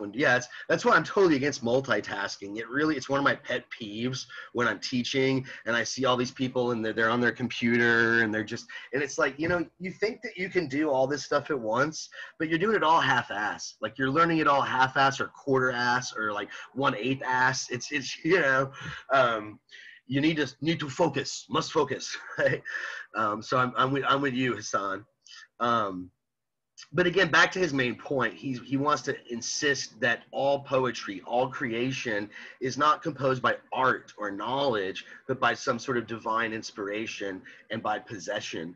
This reminds me a bit of like when we get to Nietzsche, we'll talk about the Dionysian. You know, for Nietzsche, the art is often an expression of the Dionysian element in us, and that's what this seems to be talking about. And this is something kind of a recurring theme. Not, you know, I mean, Nietzsche was the first one that popped into my mind, but you're going to see similar stuff in Schopenhauer. But with Nietzsche, though, there's also other type of art that is more artistic, the Apollonian, which was more orderly and is based on more like a rational theoretical approach. So anyway, I'm getting off topic, so I better continue here. So now we get to there's a famous passage from Pheadrus where we get more of this notion of the soul being drawn in these different directions, right? The sort of various aspects of our soul being pulling us one way or the other, some good directions, some bad directions. And here Plato talks about not just the drives that we have in our soul, not just the sort of the levels of our soul, but also the knowledge in our soul. And this stuff is pretty obscure. So let me, you know, I'm going to read this and probably pause at least 2 or 3 times to explain a little bit along the way. But again, this is all from the Pheadrus dialogue where Socrates is outside the city and he's talking to Pheadrus, who was a rhetorician. He taught people how to speak well, right? He taught rhetoric. So he's sort of like your speech professor if you ever take a class in Intro to Speech. And Socrates tells him, of the heaven which is above the heavens, what earthly poet ever did or ever will sing worthily? It is such as I will describe, for I must dare speak the truth when truth is my theme. There abides the very being which true knowledge is concerned with. The colorless, formless, intangible essence, visible only to the mind, the pilot of the soul. Again, the Platonic forms, the ideals, you know, the idea of the bed, which isn't like the physical bed. It's the idea of comfort, the idea of order, whatever, this sort of thing.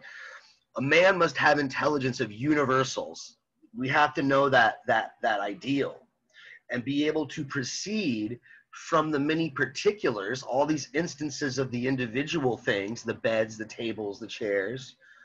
We have to proceed from those, the particulars that we see, to the conception of reason, the idea that makes all these possible, right? This is the recollection of things which our soul once saw while following God. This is, I'll pause in a minute and explain this some more, but this is Plato's famous theory of recollection. He believes that this knowledge of forms, all these archetypes, all these universals, they're in us, they're in our soul. We just have to be able to guide ourselves and order our soul properly, and we can unearth them, we can recollect them, we can remember them. Okay.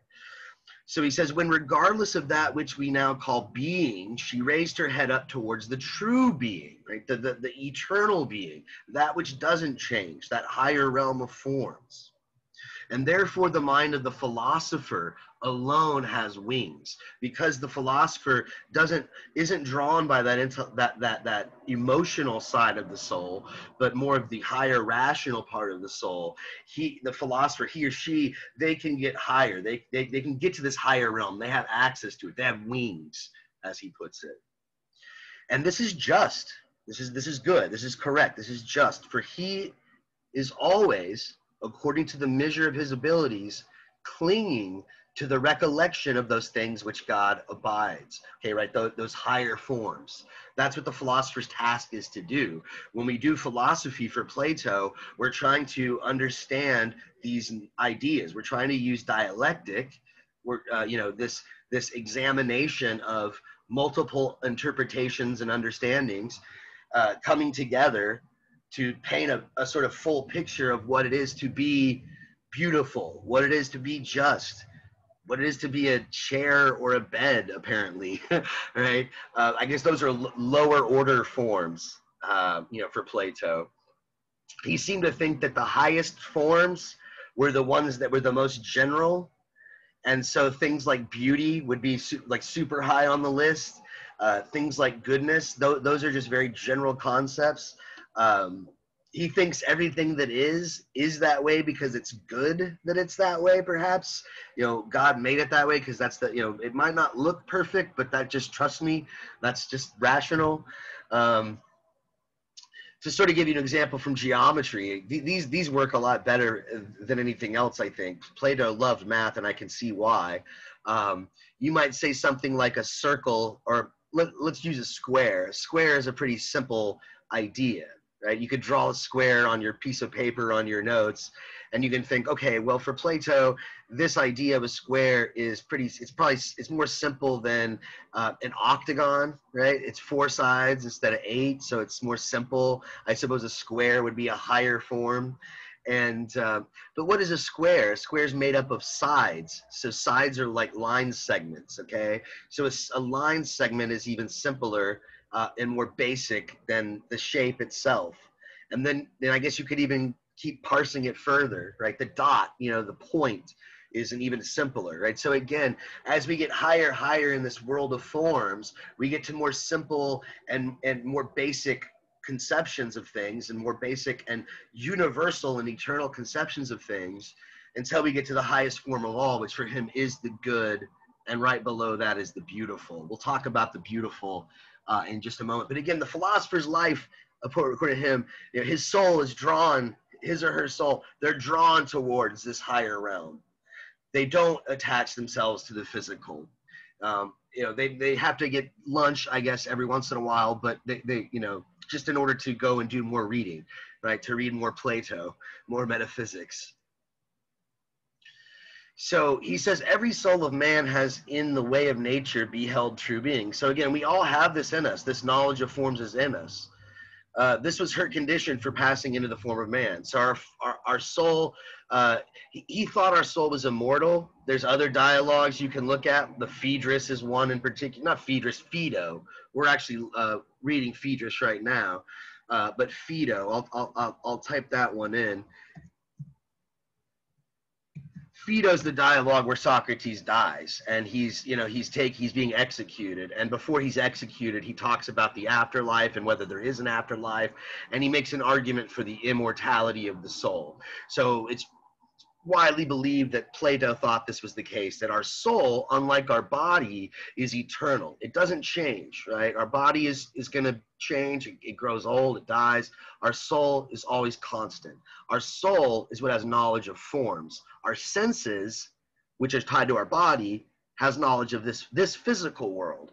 And that's just an appearance. That's just a shadow of the higher reality of forms.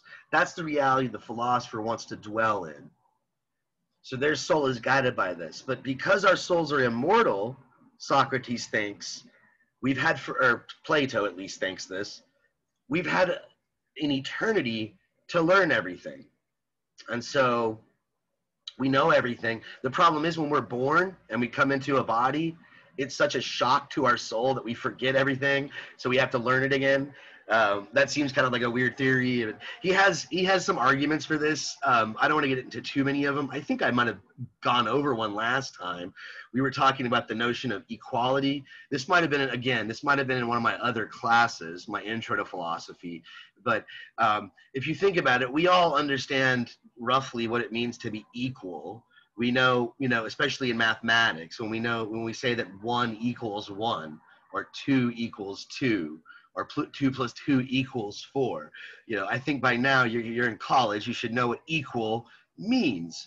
But did you get that knowledge, right? I mean, you were taught it in school, but your soul understands it. Your mind understands it, okay? That understanding of equality, where did it come from?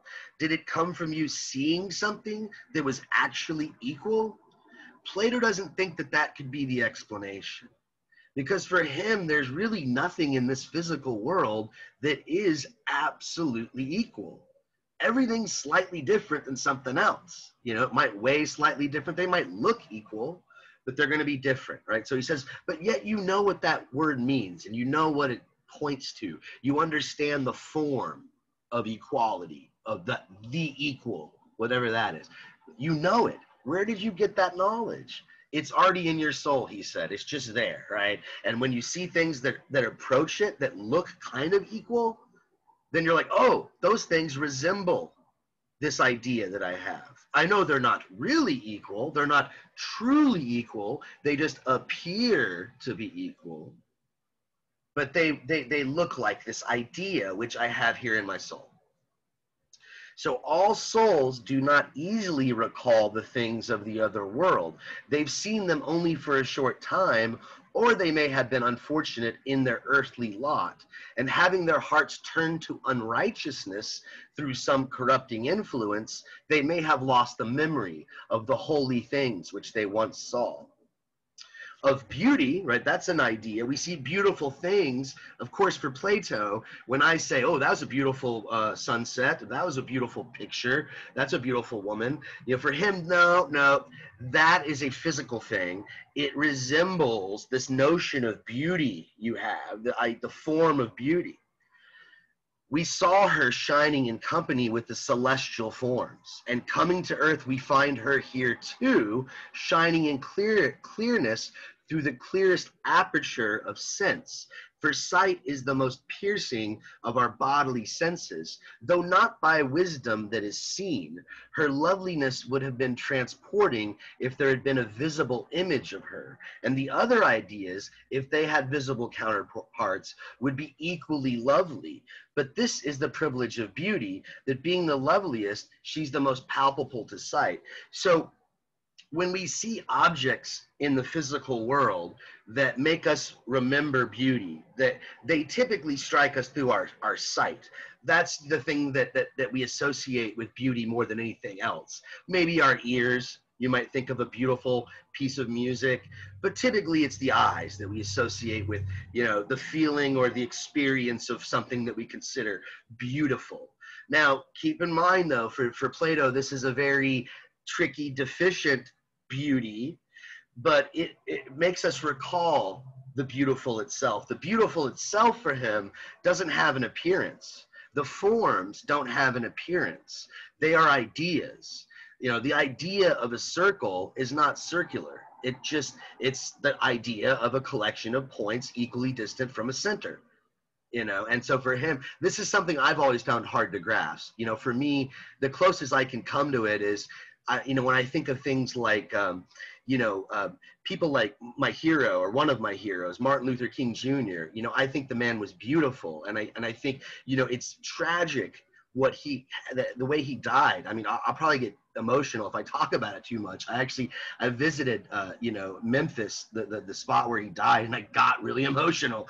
He's a hero of mine, you know, and I just thought of what a beautiful human being he was. And it wasn't just the speeches he gave, and it wasn't just, it wasn't his appearance. I mean, he was a decent looking guy, I guess. You know, he's not the most handsome man, but he wasn't an ugly guy. But you know, he was a beautiful soul. You know, I don't know what else to say about the guy. He was just freaking beautiful.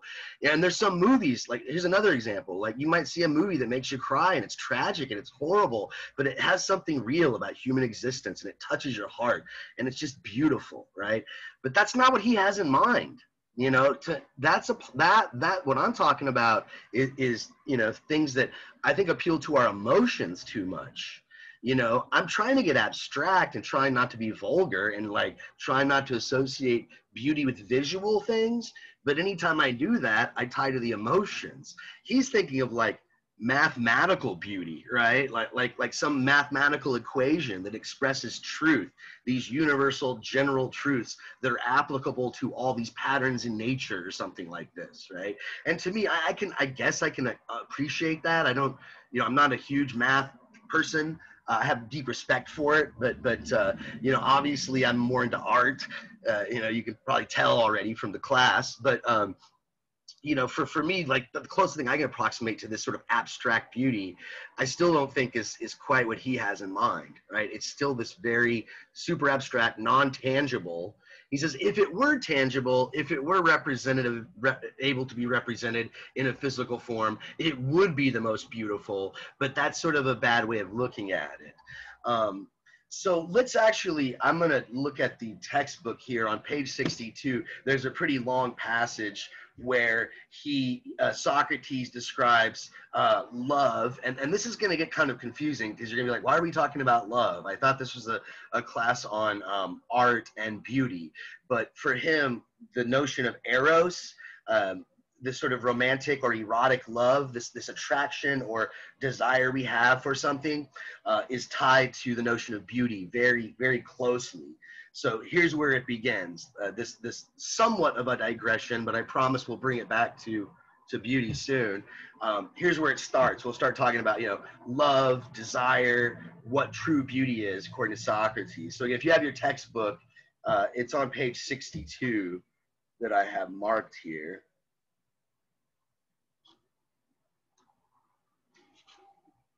So right at the top, he says, he whose initiation is recent and who has been the spectator of many glories in the other world, right, that higher world of forms, is amazed when he sees anyone having a godlike face or form, which is the expression of divine beauty. And at first a shudder runs through him, and again the old awe steals over him. Then looking upon the face of his beloved as of a god, he reverences him, as if he were not afraid of being thought a downright madman. He would sacrifice to his beloved as to the image of a god. Then while he gazes on him, there is a sort of reaction, and the shudder passes into an unusual heat and perspiration. For as he receives the effluence, right, the outflowing of beauty through the eyes, the wing moistens and he warms. Okay, remember, these are the wings the philosopher has to get to the higher realm, the more intellectual realm. As he sees his lover, he starts to get this desire in himself, and these wings start to moisten and warm. They get heavier. The parts out of which the ring, and as he warms, the parts out of which the wing grew, and which had hitherto been closed and rigid, and had prevented the wing from shooting forth, are melted. And as nourishment streams upon him, the lower end of the wings begin to swell and grow from the root upwards, and the growth extends under the whole soul, For once the whole was winged. During this process, the whole soul is all in a state of ebullition and effervescence, which may be compared to the irritation and uneasiness in the gums at the time of cutting teeth. It bubbles up and has a feeling of an uneasiness and tickling. But when in like manner the soul is beginning to grow wings, the beauty of the beloved meets her eye, and she receives the sensible warm motion of particles which flow towards her, therefore called emotion, and is refreshed and warmed by these. And then she ceases from her pain with joy. But when she is parted from her beloved and her moisture fails, then the orifices of the passage out of which the wing shoots dry up and close, and they intercept the germ of the wing, which being shut up with the motion, throbbing as with pulsations of an artery, pricks the aperture which is nearest, until at length the entire soul is pierced and maddened and pained, and at the recollection of beauty is again delighted. And from both of them together, the soul is oppressed at the strangeness of her condition, and it is in a great strait and excitement, and in her madness can neither sleep by night, nor abide in her place by day. And wherever she thinks that she will behold the beautiful one, thither in her desire she runs. And when she has seen him and bathed herself in the water of beauty, her constraint is loosened, and she is refreshed, and has no more pangs and pains. And this is the sweetest of all pleasures at the time, and is the reason why the soul of the lover will never forsake his beautiful one, whom he esteems above all else. He has forgotten mother and brethren and companions, and he thinks nothing of the neglect and loss of his property.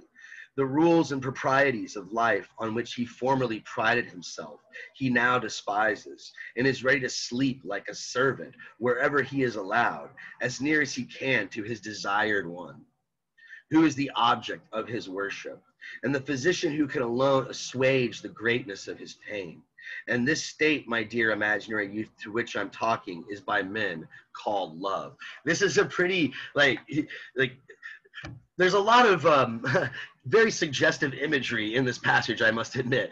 But this image of love, it reminds me a bit of the Symposium. I keep referencing other works by Plato, but there's a work called the Symposium, which we'll actually get to a little bit later. So maybe it's redundant for me to type it there in the chat box. But in the Symposium, you get a bunch of different speeches about love. And the first one by Pheadrus is a little bit like this. So Socrates kind of sounds like Pheadrus does in the Symposium, and he's talking to Pheadrus. This is kind of odd. I never really put those two together, but he's talking about love as this very this force that drives us, and it inspires us in no way that anything else does. And that when we're apart from someone that we really feel this strong attraction to, it sort of dries us up. We lose this sort of ability to focus.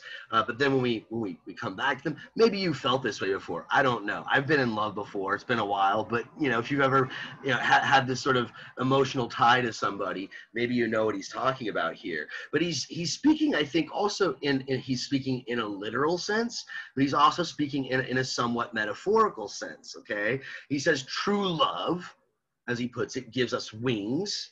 I guess it's kind of like Red Bull.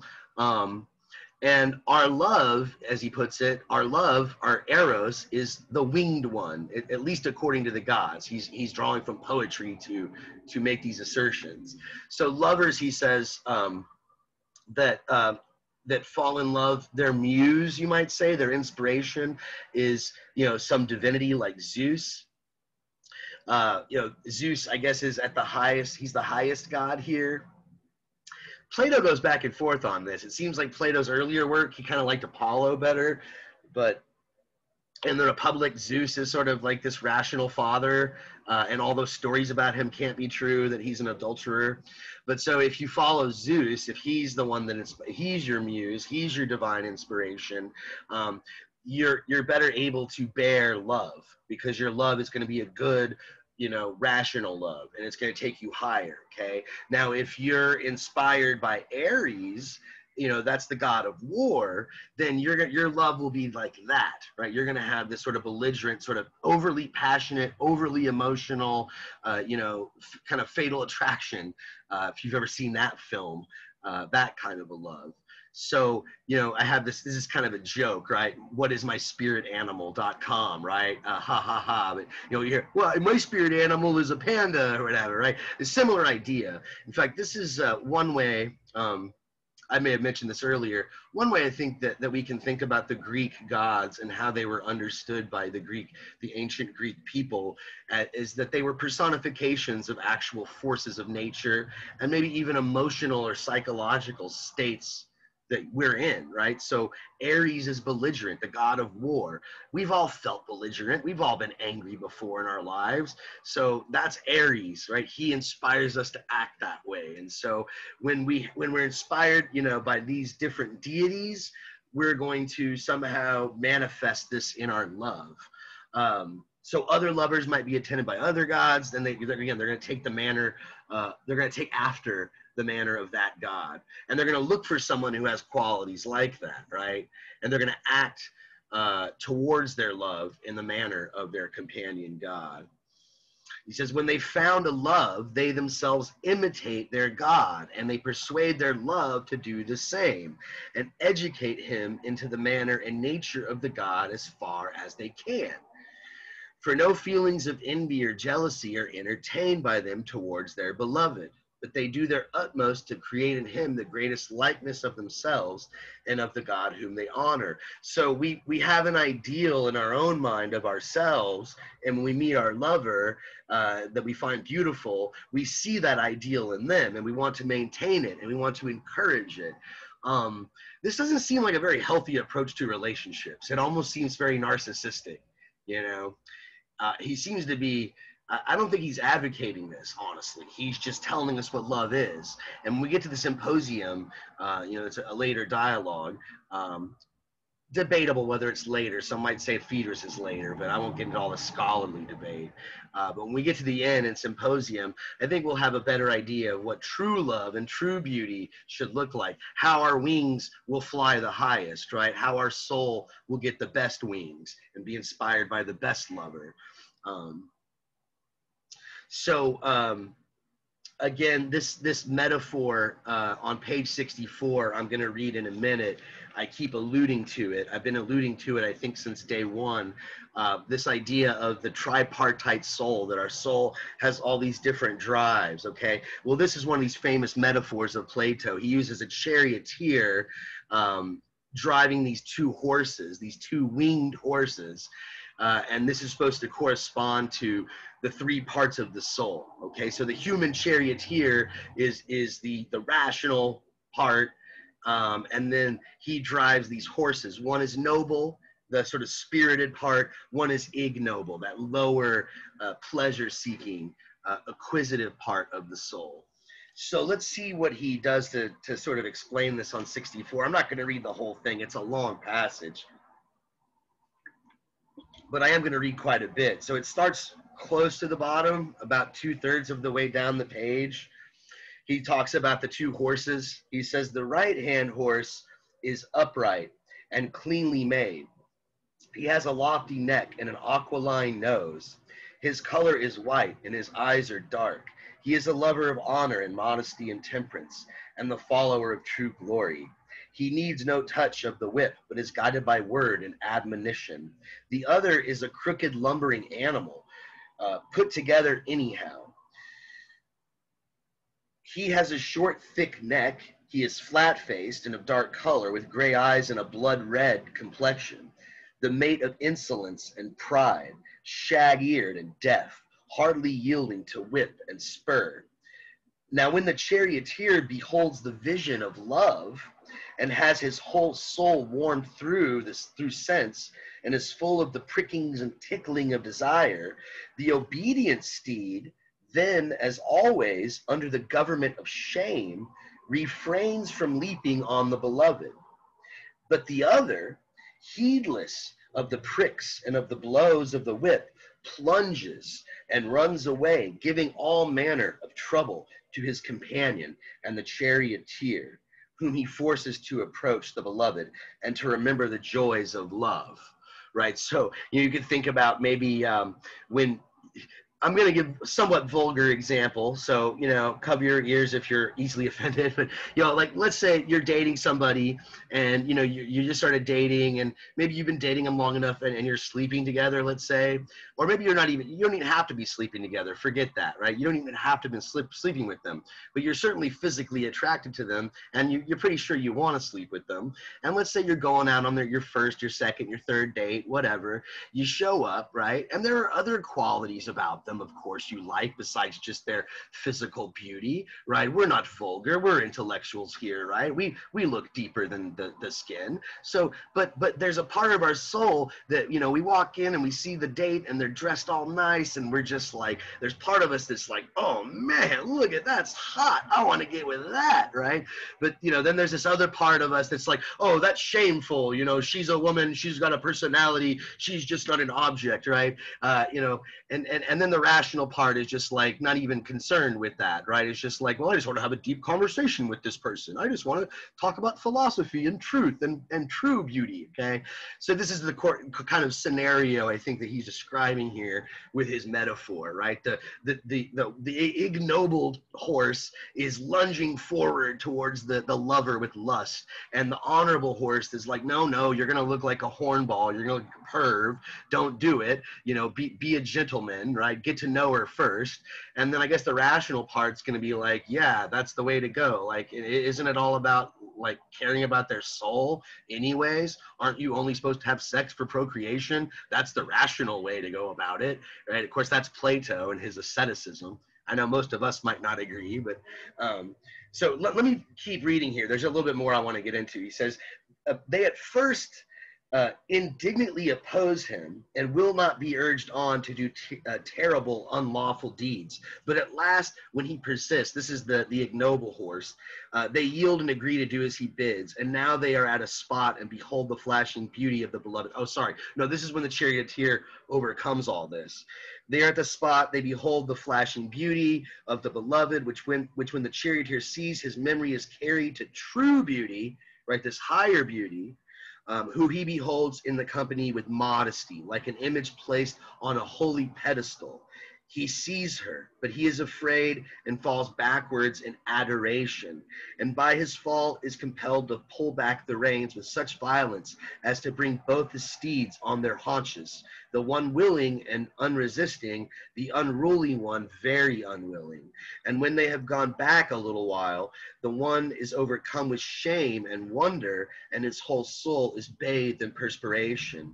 The other, right, the more like ignoble one, the sort of, the more lustful one, when the pain is over, which the bridal and the fall had given him, having with difficulty taken breath, is full of wrath and reproaches, which he heaps upon the charioteer and his fellow steed, for want of courage and manhood, declaring that they had been false to their agreement and guilty of desertion, right? So this is sort of like the devil and the angel on either side of your shoulder, right? If you ever seen a cartoon with, there's the devil on one side, the angel on the other, kind of, so, after let's say we go on the date, we have these feelings, but we don't do anything. We don't make a move, right? We're like, no, it's the first date. I'm just going to give her a kiss and that's it. I'm not going to go for anything further than that, right? Or you don't even go for a kiss. You just like end completely platonically, right? Afterwards, that part of you that wanted to go for the kiss, that part of you that wanted her physically is like, you idiot, you should have gone for it. We missed our chance, man. You saw the way she looked at us. She wanted it. That's kind of what he's talking about, right? Our soul is having this inner dialogue, right? And the rational part and the noble part are kind of in concert, but this lower part is just dragging them along, right? Again, they refuse, and again he urges them on, and will scarce yield to their prayer when he would wait until another time. So he loves, but he knows not what. He does not understand and cannot explain his own state. He appears to have caught the infection of blindness from another. The lover is his mirror in whom he is beholding himself, but he's not aware of this. When he's with his lover, both cease from their pain, but when he's away, he longs as he is longed for, and has love's image lodging in his breast. Again, I think this is kind of repetitive, so maybe I should skip over some of these quotes here. We really need to get close to wrapping things up, but this is more about the nature of love as a longing for something. It is a desire for something, but Plato seems to be trying to steer that desire in a certain direction, right? He says our soul is pulling us in these very disparate directions. The charioteer knows the way to true love and true eros, true beauty. And so this is sort of what it's supposed to culminate. Says if the better elements of the mind, which lead to order and philosophy, prevail, then they pass their life here in happiness and harmony, enslaving the vicious and emancipating the virtuous elements of the soul, right? More asceticism here, right? Detached from the physical, the sort of notion of platonic love. It's purely platonic. I admire your soul. Purely, that's because that's the highest part of you. If they leave philosophy and lead to the lower life of ambition, then probably after wine or in some careless hour, the two wanton animals take the two souls when off their guard and bring them together, and they accomplish that desire of their hearts, which to the many, the masses, is bliss, right? So again, very this sex is just for animals, right? It's sort of his idea, right? Hedonistic, right? Us noble philosophers, we just want to have long conversations about truth and beauty, right? Sounds like a kind of boring date to me. I'm sorry, but I don't think I'd want to go on a date with Plato, even if I was into guys. But yeah, we definitely talk. He seems like an interesting dude, but yeah, it'd be purely platonic, I guess you could say. All right, now finally we get to the end. This is the grand finale. Let me see how we're doing on time, because I'm probably going to have to just call it after this. I was hoping we would get to Aristotle today. Maybe I can at least say some closing remarks on Aristotle as a sort of segue. But let's wrap things up here. I think I got 3 or 4 slides to go. And this is stuff from, again, the Symposium. This is a dialogue where they're all drinking. That's what symposium literally means, drinking together. They're sitting around drinking and having a philosophical discussion. And this is Socrates' speech. So they've already heard all the other speeches. They're pretty interesting. It's a fun dialogue. I highly recommend it. It's one of my favorites. In fact, if I had to pick one Plato dialogue to keep, it'd probably be this one. But he says that, look, love is not a god. So that's one thing all of the philosophers, no, actually not philosophers, all the other men speaking, none of them are philosophers. They're all different occupations. They've all been speaking of eros, love, Cupid, eros. They all speak of him as a god. He's a god. And Socrates corrects them. He says, no, I heard, I used to think the same as you guys, but when I went to visit this wise woman, she was she was wise in the way of the gods. She had access to this divine truth. She set me straight. And she told me that love is not a god, and he's not even wise, okay? But that doesn't mean he's bad, doesn't mean he's evil, and he's not ignorant either. He's in this sort of middle ground, right? If you're ugly, then I guess you're sort of like, the word foul, I think is what it says in your translation. Then you're not beautiful. But does that mean that if you're beautiful, you're ugly? I don't know. I mean, think about it this way. Maybe I should rephrase the question. It'll be easier to answer. If you're not ugly, does that automatically mean you're beautiful? And I'm just talking about looks here, not about like true beauty, like Plato would say. But, so you're not ugly. Does that mean you're beautiful? Yes or no? Is there a third option? Yeah, someone says no. Nathan, a few of you say no. Isn't there like a third option? Is beauty an absolute? Again, try not to overthink beauty, but someone like just your own, even thinking subjectively, right? If you think someone's ugly, I mean, that's kind of mean. You don't have to say that you think they're ugly, but think of someone you're like, yeah, they're ugly. I think they're kind of, think of who you think is ugly. If someone's like 7 out of 10. Okay. Yeah. Okay. So there's like in the middle, I guess, right? There's the Quasimodo, the Hunchback of Notre Dame. right? And then there's, you know, Professor Ross, you know, at the top, you know, then kind of in the middle, you know, the average, right? So love is in the middle. Love is not beautiful. It's in the middle. It desires beauty, he says. And you don't desire something if you already have it, right? Love seeks beauty. You don't seek something that you already possess. You know, you might say, I want to be healthy if you already are healthy. He says, what you really mean is you want to maintain your health. And you may say that, well, I want to keep my girlfriend. You're like, well, you have her. She's your girlfriend now. She's, you know, but I want her to still be my girlfriend. And so you want to maintain that. So when you desire something, you're seeking it and you don't have it. So love seeks beauty, so it can't be beautiful. And it's not wise. It's not stupid either. It's in that middle ground, right? It has correct opinion, correct belief. It's in this middle state. And it's not even a God, right? Love, he thinks, is in between. It's a spirit. Okay? So again, he's getting all of this from Diotima. She is this holy woman who's able to tap into this divine wisdom. You can interpret that however you like. But she tells him that love is a desire for good and fair things. We desire things, and sometimes we're mistaken about this, surely. Sometimes we're wrong, but Plato thinks there is a right answer. There are things that are truly good, truly fair, and truly beautiful, but we all desire what we think are truly, and we could be wrong about this. So he says, if the gods are already good, they're already wise, they're already perfect, they wouldn't want these things, right? They already possess these things. So love's not a god. He says, love is a great spirit. It's not a god or a man. And like all spirits, he is an intermediate between the divine and the mortal. This ties back into Ion. Remember, artistic inspiration is, you know, Homer gets this direct inspiration from the god. He's a conduit. And it's not art, it's not knowledge that he composes his poems with, but this direct inspiration. And love is what does it, this eros. Love is this intermediary between gods and men. It conveys and takes across to the gods the prayers and sacrifices of men, and to men the commands and replies of the gods. Love is the mediator who spans the chasm which divides them, and therefore in him all is bound together, and through him the arts of the prophet and the priest, and all prophecy and incantation find their way. All other wisdom is mean and vulgar.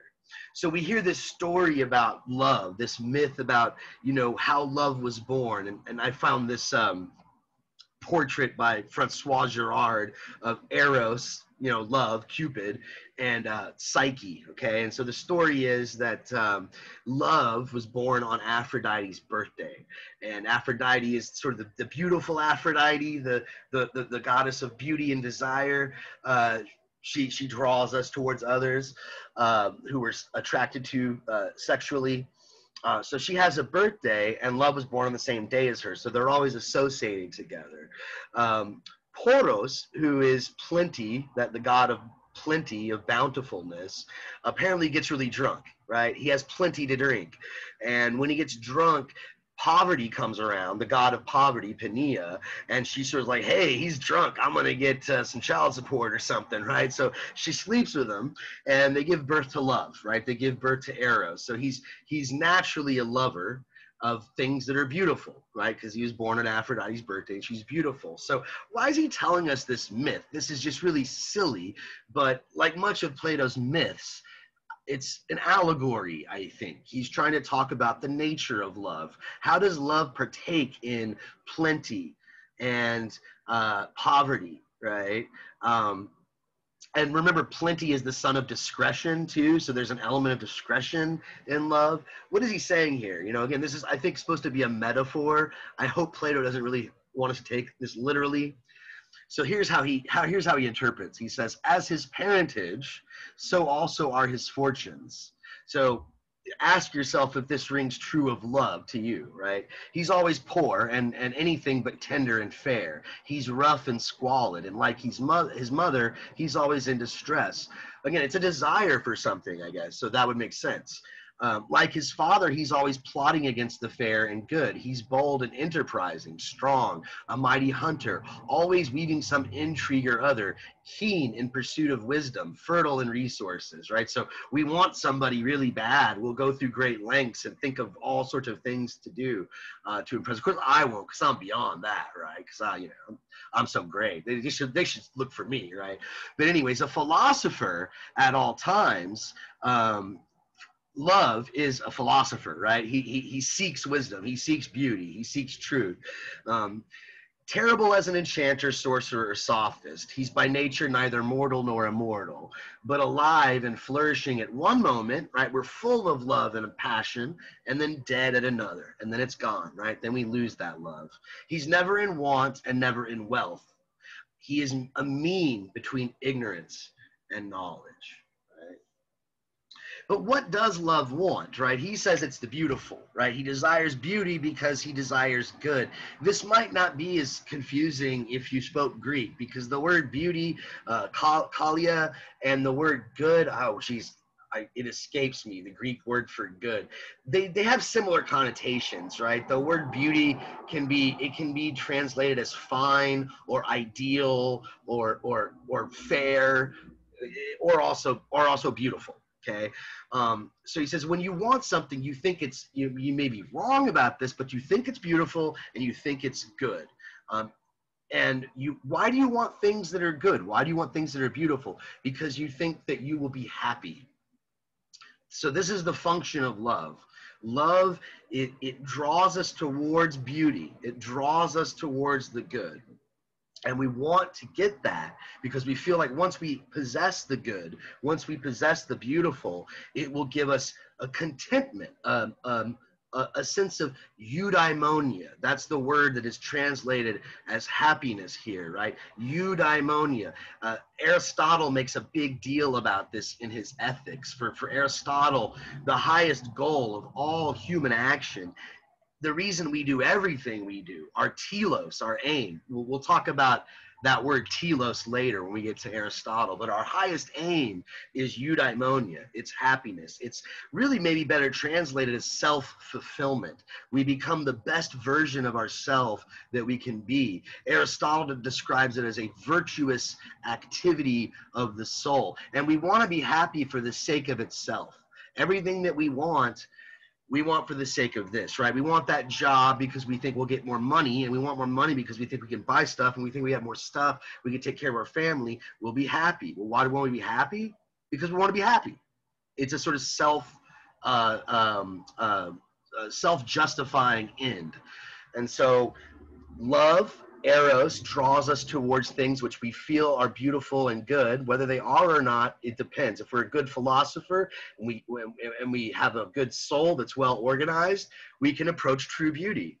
And once we approach true beauty, we can maybe also have true self-fulfillment, true eudaimonia, self-actualization, being the best version of ourselves we can possibly be, guided by that rational part of our soul.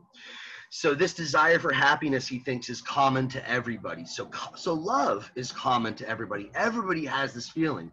But why do we call some people lovers, but some people not, right? We'll say this person's in love. I wouldn't say I'm in love. I'm not really dating anybody right now. I'm not, I've kind of given up on that during this whole plague. It's just kind of gotten crazy. So I'm just taking a break. And so I'm not in love, but according to his definition, all of us have a desire for beautiful things. We always we seek it for happiness. So why do we call some people lovers and some not? He says, well, it's a similar thing with the Greek word poet. The word poesis means to bring forth, to create. And in a sense, there's a lot of creators. There's a lot of craftsmen who make stuff, but we don't call craftsmen poets. So we use the word poet in a more strict sense. Same thing with the word lover. It's almost like the word artist, I guess, in English, right? Sometimes when we say the word artist, we can mean it more broadly. Like we'll say that someone's a performing artist, or, you're such a good cook, you're a freaking artist. But usually we mean it more special. We're talking like a painter or something like that. So he says what we really properly mean, a true lover, right? All of us are lovers in the general sense. But when we call someone in love, it's something pretty special, right? And Diotima is going to teach Socrates what it means, okay? It means to give birth in beauty, he says, right? To love, that's the object of love. That's why we have it in nature, right? I guess the question that's trying to be answered here is, you know, why does love exist, right? We all have this feeling. We've all experienced a desire for beautiful and good things. We all have it. If that's the case, let's just for argument's sake assume that's true. Why is it there? You know, if you are trying to explain, you know, human nature, and let's say you're a religious person and you're like, well, God created human beings. Well, why did he make us have this emotion? What is the function of it? Or let's say you're just a biologist, if you want to be just a scientist, if you're like an evolutionary biologist, what might you think the function of love is? Why do we have love? Is there like a survival? Anybody have any guesses or hypotheses? What's the purpose of love? Why does it exist in nature? To procreate, reproduction, good. Yes, and he says, and that's kind of what she says. When she says birth in beauty, whether in body or soul, that's the first half, right? So birth and beauty in the body is literally procreation, getting pregnant, okay? So that's one function, right? If we didn't have this desire to procreate, then there'd be no more species. We wouldn't have, you know, the world we have with all these different animals. So that's one. Companionship seems to be the instinct. You can see it in the apes, right? So yeah, there's a pair bonding, right? It's psychologically good. But how does the soul give birth, right? We know how the body gives birth, but how does the soul give birth? What does the soul give birth to? Ideas, question mark. Yes, you can erase the question mark. Yes, it gives birth to ideas. Great, true ideas, right? So let's read this quote. All men are bringing to birth in their bodies and in their souls. Human nature is desirous of procreation. Procreation which must be in beauty and not in deformity. And this procreation is a divine thing. For conception and generation are an immortal principle in a mortal creature, right? We're mortal, we only live once, but the cycle of birth goes on forever, right? The species continues and keeps going, procreation, right? To the mortal creature, generation is a sort of immortality, right? We live on through our offspring, right? But do our offspring really remember us, right?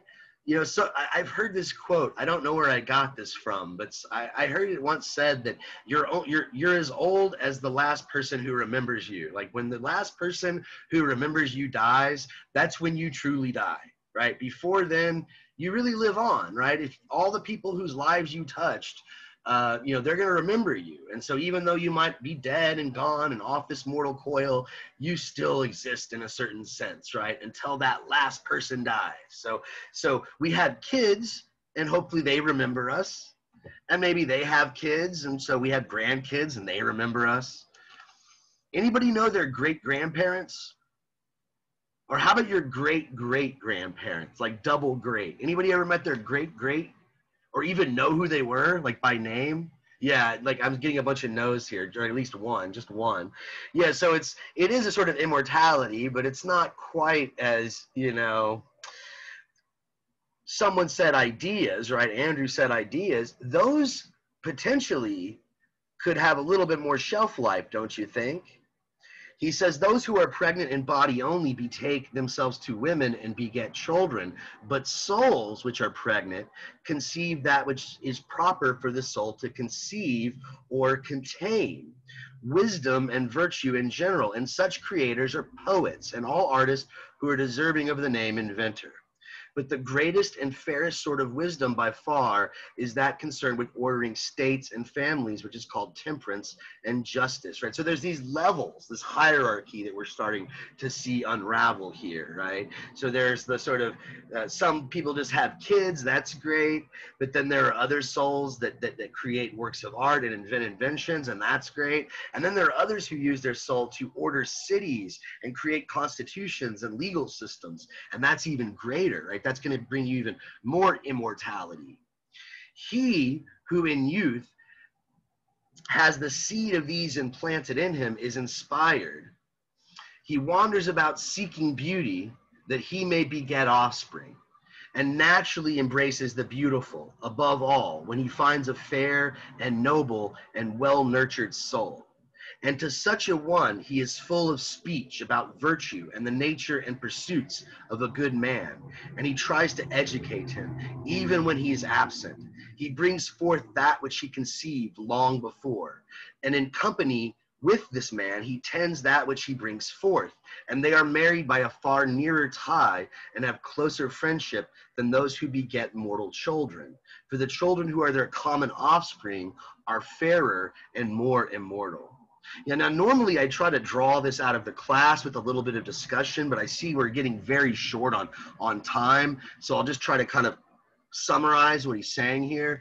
You know, when two individuals meet each other, let's say two scientists, and they work for years on a research project, and after years and years of trouble, their souls are able to understand the answer to that research project, right? The problem they were trying to uncover, and it brings forth this truth to the entire scientific community, right? They're going to have this connection with each other that's going to be much stronger than even the connection between, you know, what you might think of as between two lovers, because their offspring, their children, will be much more immortal, right? That what they taught science will live on forever after they die. You know, all the science textbooks will talk about their discovery, and it will aid other people to further knowledge and to further truth. Okay?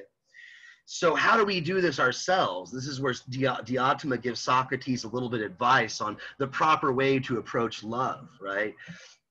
And it kind of starts off surprising. She says, he who would proceed aright in this matter should begin in youth to visit beautiful forms, and first to love one such form only, and soon he will of himself perceive that the beauty of one form is akin to the beauty of another. Now, the translation here I don't like. That's one thing I don't like about your textbook. It doesn't use the same translation on every section. So the word form, I think, is misleading here. He's not talking about the forms. He's not talking about the ideas. He's talking about, like, just see something you think is beautiful, like a person. And that's why this is kind of surprising. He says, so you start off as a youth, and you, like, maybe your first crush, the first time you see someone that you're like, man, they're hot. Like, I've never felt this way. I have a desire for them, okay? And then after that, you realize, wait a minute, there's someone else who's kind of hot. There's someone else. So you realize that this beauty you're drawn to is not something that's unique to them. There's actually beauty in other things as well. Then if beauty of form in general is his pursuit, how foolish would it be not to recognize that the beauty in every form is one and the same? That's something disputable. That's something Plato wants to very strongly assert. There is this one beauty. And whenever we see beautiful things, or things we call beautiful, they all resemble this one idea, this notion of beauty that we have in our minds, okay? So when we see all these beautiful things, we're like, well, that's a beautiful woman, and that's a beautiful piece of art, and that's a beautiful sunset. So they all have this quality of beauty. What is that quality? There's this thing that they all share. What is it? So that's where our soul will direct itself to at that point. And when he perceives this, he will abate his violent love of the one, and he will become a lover of all beautiful forms. In the next stage, he will consider that the beauty of the mind is more honorable than the beauty of outward form. So that if the virtuous soul has just a little comeliness, it's not that good looking, he's maybe even kind of ugly, he'll be content to love and tend him, and will search out and bring birth to such beautiful thoughts which may improve the young, until he's compelled to contemplate and see the beauty of institutions and laws. So here we're getting higher and higher in the hierarchy.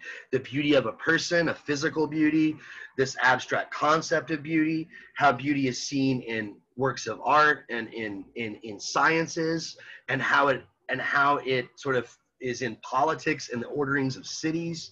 And after the laws of institutions, he goes to the sciences, he sees their beauty, he'll create many fair and noble thoughts and notions in a boundless love of wisdom, aka philosophy. Philosophy literally translates as love of wisdom. Until at last the vision is revealed to him of a single science, which is the science of beauty everywhere. And here we go, finally get to the grand finale. the final, the final passage here, we get a description, which honestly I think is a very abstract description, but believe it or not, this is the clearest description that I know of in a Platonic dialogue of a form. Here we get a description of the beautiful itself. And I'm going to read this, and I'm going to stop sharing the screen, and I'm going to try to wrap things up because I see that we're way over for time. So let me go ahead and read this, close the slideshow, try to get a few closing remarks in, and then call it a day. So here we go, right? This is the vision of absolute beauty that's going to be the end of our journeys if we do everything right and correctly, and we climb this ladder to the top. He who has been instructed thus far in the things of love, and who has learned to see the beautiful in due order and succession, when he comes toward the end, he will suddenly perceive a nature of wondrous beauty, a nature which in the first place is everlasting, not growing or decaying or waxing and waning, right? So it's eternal, unchanging, unlike the physical world. Secondly, it's not fair in one point of view and foul in another. It's not a subjective beauty. Doesn't look like this way on one day and one day another. It's not beautiful another time or in relation to another thing or at another place foul, as it's fair to some and foul to others, or in the likeness of a face or hands or any other part of the bodily frame. It's not physical. It's not in any form of speech or knowledge or in any existing body.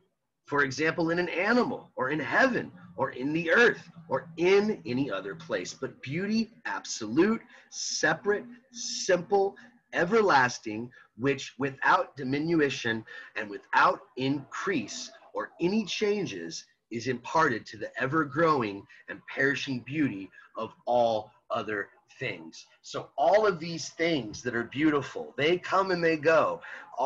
But if we got rid of every beautiful thing in the world, Plato says, beauty itself would always be. It would always remain. It's not a part of space and time, but all things in space and time that appear beautiful, they all partake, whatever that means, they partake in and they resemble this beauty that he speaks of here in this passage, right? So if I destroyed every beautiful thing, if I destroyed every circle, if there were no circles in the world, circularity would still exist, right? If no human was there to understand it even, too. This is the other thing that is, I think, important and key here, and people get confused with Plato. These objects are independent.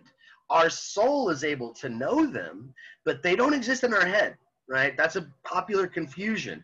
Oh, he thinks that just our minds are what's real. No, our minds can know what is real, and our minds are real, but what's real, what's absolute and real is independent. So whether or not there's somebody that exists who knows that 2 + 2 = 4, 2 always exists, 4 always exists. Equality exists. These ideas exist forever, okay? So we ended on a very confusing and very vague note, and so I hate to do that, but I also hate to keep you guys much longer because I thought we were going to be done by 2:30, and I see that it's already 2:47, and fortunately we didn't get to talk at all about Aristotle, but just one little thing I would say about him, he's quite much more down to earth, you might say, right? So all this stuff about forms and this separate reality, he'll have none of this, okay? For him, there's just this one world of actual things, and what Plato calls form and ideals is a part of that world and can be included in our account of it, but it's not separate and unique.